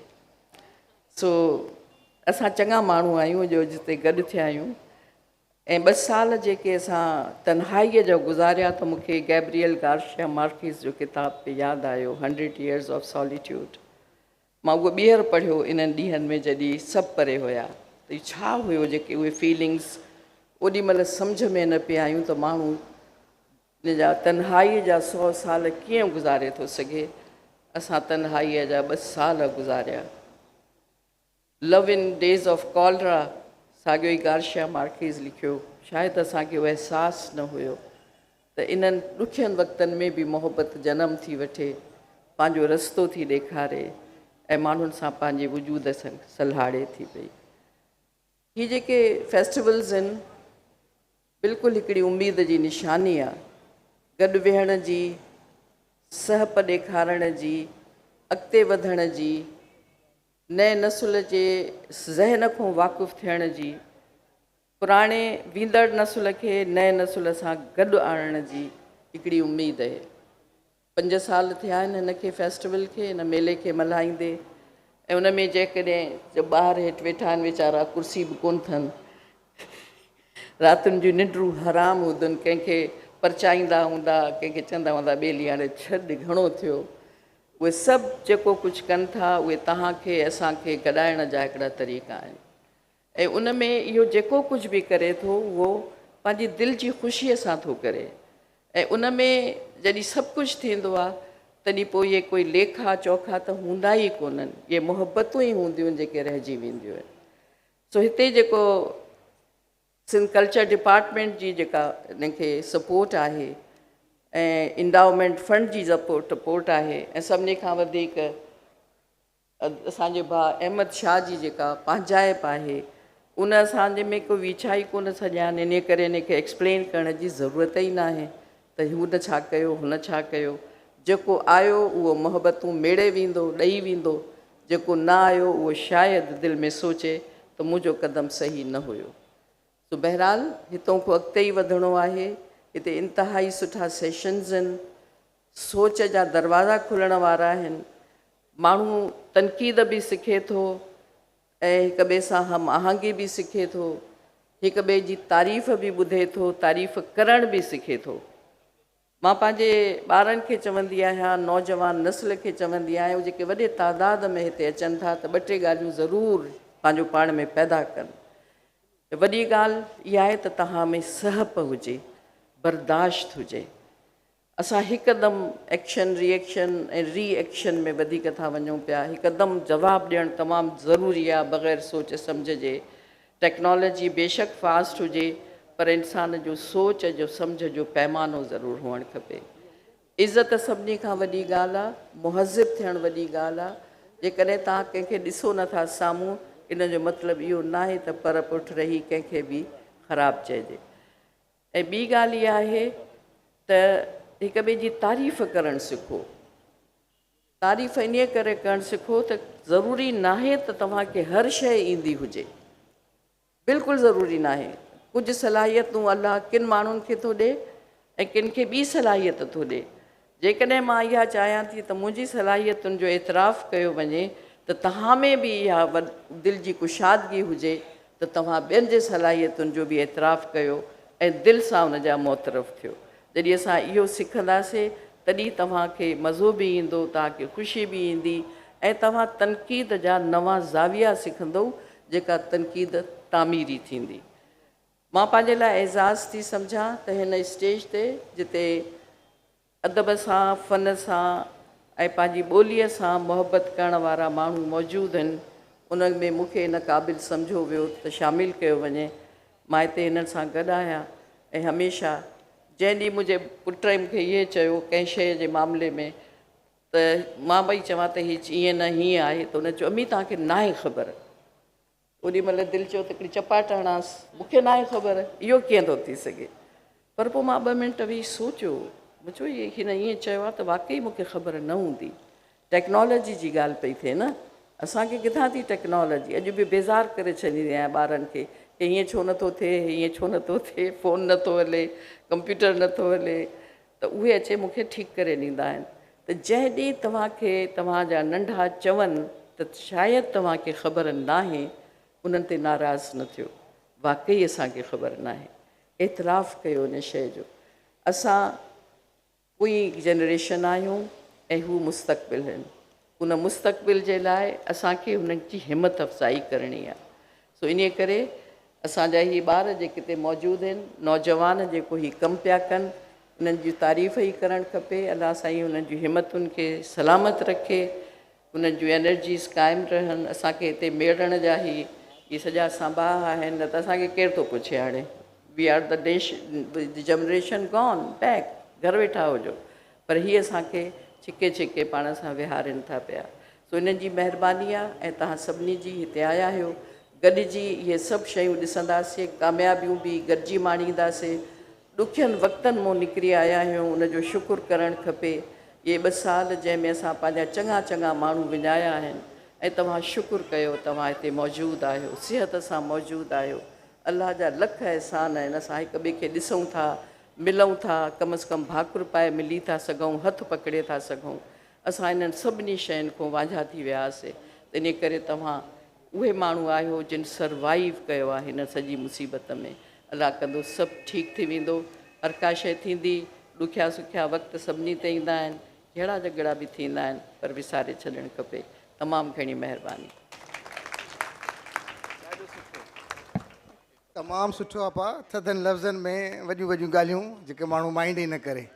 ऐं ॿी ज़बरदस्त ॻाल्हि आहे पा, ज़बरदस्त कई त हिक ॿिए जी तारीफ़ करणी आहे, पोइ भले वणे या न वणे, पर तारीफ़ कंदासीं ज़रूरु। ज़बरदस्त आहे पा। बाक़ी इहो असांजो जेको जेस्चर आहे उहो पॉज़िटिव जेस्चर तॾहिं थी सघे थो जॾहिं असां बर्दाश्त करणु सिखूं, ऐं अॻे खे अलाह साईं जेका इज़त ॾिनी आहे, जेको मर्तबो ॾिनो अथसि, उनखे एक्सेप्ट बि कयूं। सो तमामु सुठी ॻाल्हि आहे ऐं उनजी तारीफ़ सभिनी थियणु खपे। बहरहाल आख़िर में असांजो जेको महिमान ख़ुशूसी ईंदो आहे, असांजो प्यारो भाउ आहे, दोस्त बि आहे, साईं बि आहे।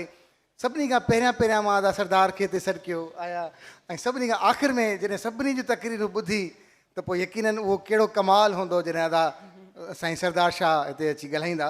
तमामु सुठो। जॾहिं बि साईं सां मुलाक़ात थी आहे तमामु घणो एनर्जेटिक।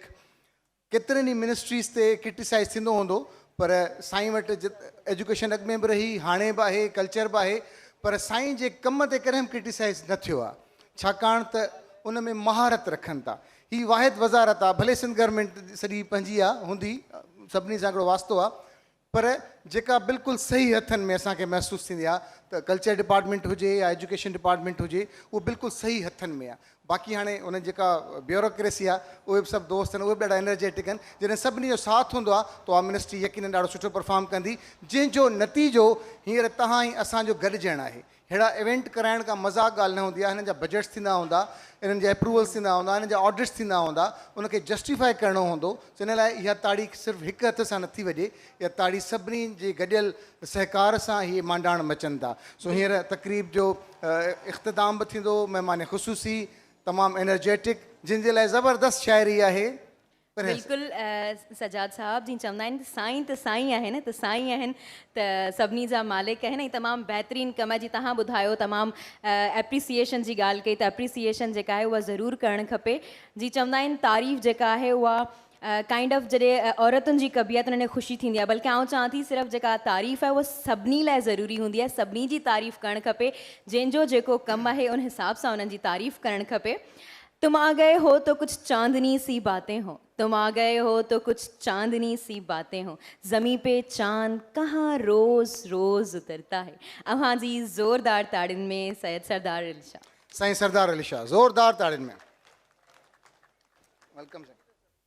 विया जे अमी कॾे मोह काओ ॾेई, तिन सिपूं सूझे कढियूं पातारां पेही, पसंदा सेई अमुल अखड़िन सी। स्टेज ते वेठल समूराई असांजा सीनियर क़ाबिल एहतराम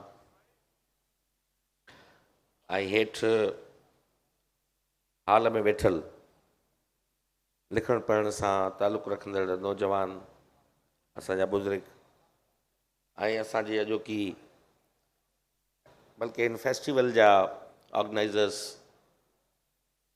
नसीर ज़ुहैब ऐं संदुसि टीम, मीडिया जा दोस्त, ऐं सभ खां पहिरीं त फॉर्मली जेका मुबारकबाद थींदी आहे उहा ऐं इन सथ खे ॾियां थो SLF जे टीम खे त उन्हनि अॼु 5 फेस्टिवल मुस्तक़िल मिज़ाजी सां मुनक़िद कयो आहे। ॿी ख़ुशाइंद ॻाल्हि जेका आहे उहा असांजी जेको हिन फेस्टिवल खे मनसूब कयो वियो आहे उहा इंतिहाई इम्पॉर्टेंट तरीन थीम आहे 2022। 1922 में sir John Marshall, doctor Banerjee, Majumdar, Dikshit, ये उहे आर्कियोलॉजिकल सर्वे ऑफ इंडिया जा उहे आर्कियोलॉजिस्ट हुया, माहिर हुया, जंहिं हिन धरतीअ जी मथीं तह खे खोटे इंसान ज़ात जो हिकु आलीशान वरसो नमूदार कयो, जंहिंखे पाण मुहिन जो दड़ो चऊं था। अॼु असीं सिंधी जे फ़ख़ुरु कयूं था। ऐं हमेशह इहा ॻाल्हि कई मरतबा मूं ॻाल्हि कई आहे त असांजी तारीख़ ऐं तहज़ीब जो सभ खां वॾो जेको सिंबल आहे, ओञाण आहे, उहो मुहिन जो दड़ो आहे। ऐं असां सिंध जी फ़िक्र जो जेको मीनार आहे उहो शाह लतीफ़ भेटाई आहे। हिते सिंध जुड़े थी। तव्हांजी तारीख़, तव्हांजी तहज़ीब, तव्हांजी क़दामत जी गवाही मुहिन जो दड़ो ॾिए थो त अॼु खां 5000 साल पहिरीं हिन सिंधूअ जे किनारनि ते तिब्बत खां वठी कश्मीर खां वठी काली बेंगन ताईं ऐं सिंधी समूंड ताईं इन सिंधुअ जे ॿिन्ही किनारनि ते हिकिड़ी आलीशान तहज़ीब जनम वरितो ऐं उहा तहज़ीब अमुन जी तहज़ीब हुई। उहा बादशाहनि ऐं अमीरनि जी तहज़ीब कोन हुई, उहा फ़क़ीरनि जी तहज़ीब हुई। अॼु मुंहिंजे दड़े जी कंहिं बि साइड तां को महल कोन मिलियो आहे, महलाती बिल्डिंग जा आसार कोन मिलिया आहिनि, को जंगी हथियार कोन मिलियो आहे। जेकॾहिं मिलियो आहे उतां खां त उहा कणिक मिली आहे जेका उन ज़माने में इहा सिंध जे इंडस बुल चऊं या कांकरेज बुल चऊं, जंहिंखे ॿिनि हथनि सां उन्हनि हारियुनि ज़मीन जो सीनू चीरे उपाई हुई। उतां खां उहा कपह मिलियो आहे, उतां खां उन ज़माने में पोखींदा हुआ, जंहिं दुनिया जी पहिरीं इंडस्ट्री जो बुनियादु रखियो। मूं किथे पढ़ियो हो त लफ़्ज़ ख़ुदि इंडस्ट्री इहो इंडस मंझां निकितो आहे। जॾहिं ग्रीक्स हिते आया उन्हनि नालो ॾिनो त इहो इंडस्त्रिया थियो, इंडस्त्रिया मां इंडस्ट्री थी, त दुनिया जी पहिरीं कपिड़े जी सनत बि हिन धरतीअ जे माण्हुनि ठाही।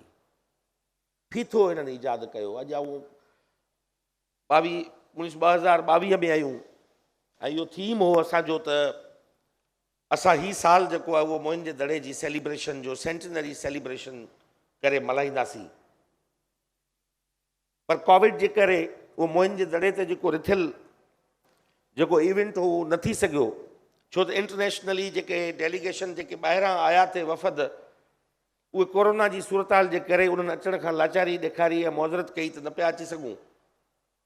मथां रमज़ान शरीफ़ ऐं गर्मियुनि जो फेज़ थियो ऐं नवंबर में उते मुंहिंजे दड़े ते जेको आहे उहा आलमी कॉन्फ्रेंस थींदी, बल्कि हिकिड़ो आलमी मेलो थींदो मुंहिंजे दड़े ऐं सिंधु सभ्यता जे सेलिब्रेशन्स थींदियूं ऐं उनखे असां पोइ फैलाईंदासीं पंहिंजे स्कूल्स में, पंहिंजे कॉलेजिस में, ॿियनि में, त असांजे ॿारनि खे ख़बर पवे त जेकॾहिं अॼोकी सिंध में हू कंहिं किरदार खां जेकॾहिं नफ़रत कनि था, या अॼोकी सिंध में जेकॾहिं अॼोकी घुमंदड़ फिरंदड़ चुंदड़ पुंदड़ शख़्सियतुनि मां जेकॾहिं हू मायूस आहिनि, त हू घटि में घटि पंहिंजे माज़ीअ ॾे ॾिसनि त सिंध अहिड़ी हुई कान। सिंध त उहा हुई जे दुनिया जे अंग ते उघाड़े अंग ते कपिड़ा विधा, दुनिया खे पहिरियां पेर खणणु सेखारिया ऐं हलणु सेखारियो। सो आऊं इन करे हिन थीम ते बि तमामु घणो सरो आहियां त इहा शुरूआति सिंध लिटरेचर फेस्टिवल कई आहे ऐं मुंहिंजे दड़े जी तस्वीर ॾेई ऐं उनजी 100 साला जशन जो। न त मूं एतिरियूं तक़रीबात थियनि थियूं, मूं किथे इहो कोन ॾिठो आहे त भई 100 साल मुंहिंजे दड़े खे पूरा थिया आहिनि। तव्हां हिकिड़ो इवेंट जेको आहे, भले मुशाइरो ई हुजे, भला शाइरीअ जे किताब जी मुहूर्त ई हुजे, उन मथां इहो ॾेई छॾियो त 100 साला जशन मुंहिंजो दड़े जो आहे, त घटि में घटि असांजे नौजवान ऐं ॿारनि खे आगाही थिए। ऐं सम्झां थो त ही फेस्टिविटीज़ ऐं ही मेला इहे हिकिड़े उथल पुथल में आयल ऐं बेचैन समाज जी निशानी आहिनि। जेका नसीर ॻाल्हि कई त इहा सोसाइटीअ में जेका अनरेस्ट आहे, हीअ असीं जेको सॼो ॾींहुं सोशल मीडिया ते हिक ॿिए खे लोयूं वेठा, ॻिचनि में हथ आहिनि, हिक ॿिए जा पटका पिया धूड़ कयूं, इहो बि यकीन करे छॾियो त इहा बि उन उथल पुथल जी निशानी आहे जो हीउ समाज पंहिंजा पासा पियो वराए, हीउ आरस पियो भञे, हीउ अॻिते निकिरण जी सांभा पियो करे। ज़रूरु इहा बेचैनी का न का शिकिल वठंदी आहे, एग्री विथ नसीर। इन में असीं हरू भरू इख़लाक़ियात जी बि तक़ाज़ा न करियूं, असीं भाषणबाज़ी खां बि कमु न वठूं। हिकिड़ी शइ नेचुरल जेको कोर्स आहे जंहिं समाज में थियणो आहे उहो थी रहंदो। असां कॾहिं बि मूं जवाबु न ॾिनो आहे तनक़ीद जो। 5-6 साल जेतिरो मूं तनक़ीद बर्दाश्त कई हूंदी, एतिरो मूंसां गॾु मुंहिंजे 40 वज़ीर जेके कबीर वेठा आहिनि कि हिकिड़े बर्दाश्त कोन कई हूंदी जेतिरी मूं कई हूंदी।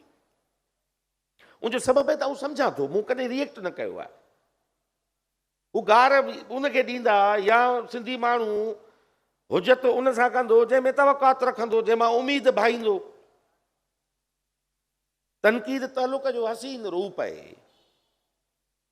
ऐं सदाईं जिते ॻाल्हाईंदो आहियां इहा ॻाल्हि थींदी आहे त उते सूफ़ी सादिक जी इहा सिट ज़रूरु पढ़ंदो आहियां, ॿियूं छिनियो रोअनि सरतियूं ऐं ॻंढिजो रोआं मां। जेकॾहिं अॼु अदी महताब खे अदी नूरुल्ला शाह खे सरदार शाह खे जेकॾहिं नौजवान जेकॾहिं कुझु कावड़ में अची कुझु चवनि था असीं उनखे पंहिंजी गिराटड़ी सम्झूं था त हू असां सां गले लॻी असां सां रोअनि था।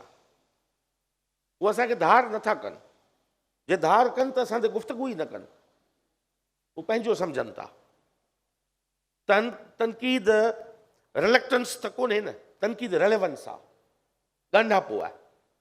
तो बिस्मिल्लाह भले थिए, पर जॾहिं को का इवेंट को इदारे जी शिकिल वठे थो, जॾहिं हिकिड़ो मुस्तक़िल पंहिंजा पेर ॼमाए थो त उनखे तबाह ऐं बर्बाद करण जो अटैम्प्ट करणु आउं सम्झां थो सभ खां वॾो क़ौमी ॾोह आहे। उहो ॿोली सां बि दुश्मनी आहे, पंहिंजे वतन सां बि दुश्मनी आहे। अॼु सिंध लिटरेचर फेस्टिवल 5 सालनि में वधी वण थियो आहे। अॼु हुन पंहिंजा पेर ॼमाया आहिनि।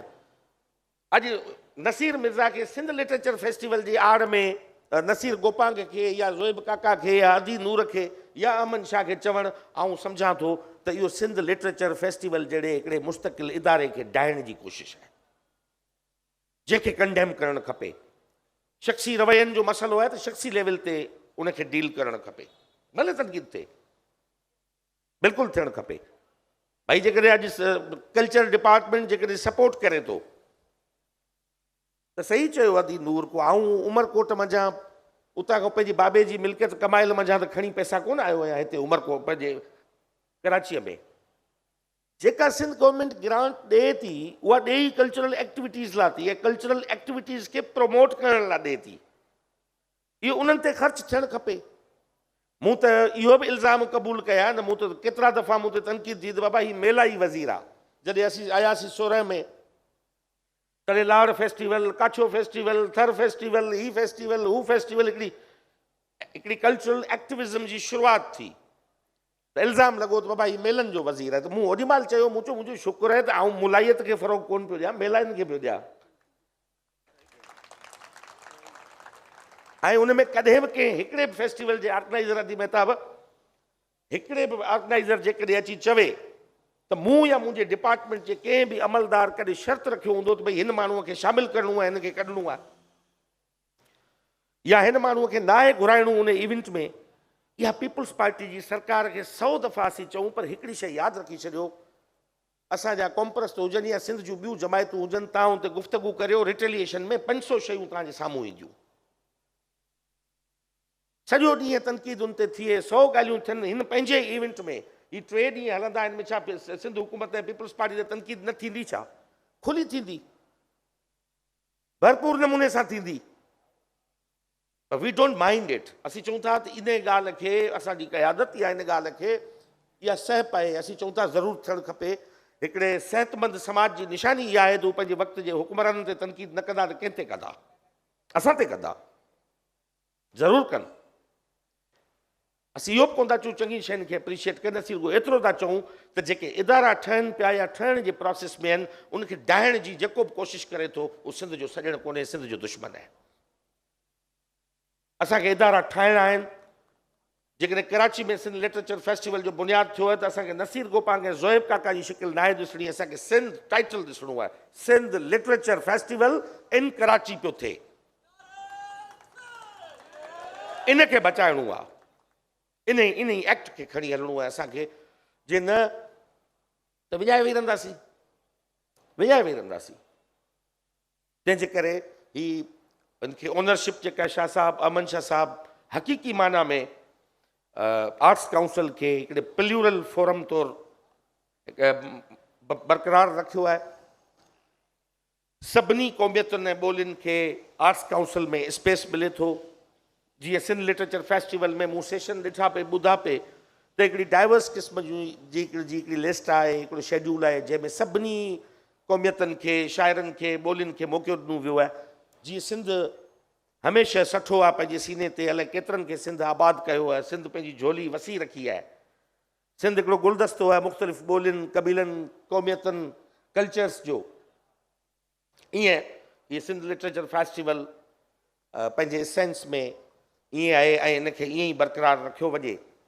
ऐं जिन बि सपोर्ट कई आहे सिंध लिटरेचर फेस्टिवल खे कल्चर डिपार्टमेंट सां गॾु, सिंध गवर्नमेंट जा या प्राइवेट जेके बि EFT हुजे या ॿिया जेके बि इदारा आहिनि, ऐं उन्हनि खे बि एप्रिशिएट कयां थो त इन्हनि एक्टिविटीज़ खे असांखे अञा वधाइणो आहे, यूनिवर्सिटीज़ में खणी वञिणो आहे। तइलीम जी जेका ॻाल्हि कई ऐं 100% इहा ॻाल्हि कयां थो, वरी बि आउं रिपीटेडली चवां थो त तइलीम बुनियादु आहे, पर उन बुनियाद खे बचाइणो तव्हां सभिनी खे गॾिजी आहे, उन खे गॾिजी आहे।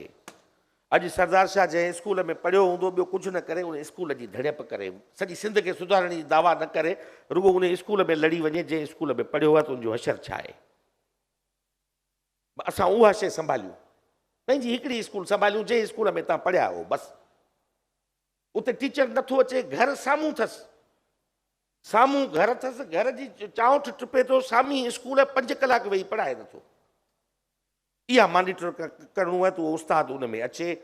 50,000 उस्ताद हींअर तव्हांजा अचनि पिया, जंहिंमें जंहिं ते तनक़ीद उनजी पॉलिसी ते थिए थी त 54 वारे खे छॾे ॾिनो, 49 वारो थियो आहे, उहे बि रहंदा कोन, उहे बि अची वेंदा, थोरो सब्र खां कमु वठनि त उहे बि थी वेंदा हलिया। पर जेसि ताईं असीं जेके वैकेंट सीटूं आहिनि उहे भरे वठूं, बाक़ी जेके रहंदियूं उन में बि रिआयत थींदी ऐं उहा कैबिनेट में खणी वेंदासीं, उन्हनि खे बि एडजस्ट कंदासूं। जेके क्वालिफाइड टीचर आहे उहो रहंदो कोन। सो तइलीम जे हवाले सां आउं सम्झायो थो त जेके असांजा नसीर ऐं ॿिया सुञाण धुरियूं आहिनि, असां शुरू में जॾहिं आउं 18 में थियोसि तॾहिं बि असां हिकिड़ो कंसल्टेटिव डायलॉग रखियो हो सभिनी सां। असां जेको रोड मैप ठाहियो 18-19 में, उहो सभिनी खे विहारे ठाहियो हो, मूं पाण अकेले तौर ते कोन ठाहियो हो, जंहिंमें अपोज़िशन पार्टियुनि खां वठी सभिनी खे असां मदू कयो त अचो ऐं पंहिंजो रोड मैप ठाहियो, उन रोड मैप ते अमल असांखे कराइणो आहे। ऐं वरी बि जेके बि हिते पढ़िया लिखिया वेठा आहिनि, असां हिकिड़ो राउंड रखण लाइ तयारु आहियूं। अदी महताब खां बि रहनुमाई वठंदासीं। अदी महताब पाण बि एजुकेशन में रही आहे ऐं सॼी ज़िंदगी दरसो तदरीस सां तालुक़ु रहियो आहे, ऐं ॿिया जेके बि इन हवाले सां जेके असांजा दोस्त जेके एजुकेशनिस्ट आहिनि, आउं हिकिड़ो हुन सां राउंड रखण लाइ तयारु आहियां, वेहण लाइ तयारु आहियां। कंहिं बि जॻह ते असां हिकिड़ो रखंदासीं। प्रोबेबली रमज़ान में रोज़ा बि रखी सघजनि था, गुफ़्तगू बि करे सघिजे थी, त उन में हिकिड़ो रखिबो आहे। उन में आउं हिकिड़ी प्रेज़ेंटेशन ॾींदुसि, शेयर कंदुसि त भई असांजी विज़न छा आहे, केॾांहुं वञणु चाहियूं था, कहिड़ा स्टेप खणंदासीं, उन में वधीक तव्हांजो सहकार जेको आहे उहो असांखे दरकारु हूंदो। So again Naseer, wish you good luck and this is wonderful event. ऐं तनकी मूंखे चयो त मां नौजवाननि खे कोन, त मूंखे वॾो तइदाद त नौजवाननि जो हिते नज़र पियो अचे, मेजॉरिटी में नौजवाननि, ऐं पहिरीं तारीफ़ वॼाई आहे उहो नौजवान आहे। मक़सदु चवण जो त सो नौजवान, a boy's will is the wind's will and the thoughts of the youth are the long thoughts. Thank you. सो बहरहाल ज़बरदस्त, ॾाढो ज़बरदस्त सेशन रहियो ऐं सभिनी खे हिकु दफ़ो ॿीहर भलीकार दिलि जी गहराइनि सां जेके दोस्त हिते मौजूदु आहिनि उन्हनि खे हिकु दफ़ो ॿीहर असां इन ॻाल्हि जी आगाही ॾींदा हलूं त SLF जो स्टार्ट थी चुको। ही वेलकमिंग सेशन हुयो, ही आगाज़ हुयो, ही भलीकार हुयो, ही पंहिंजाइप हुई।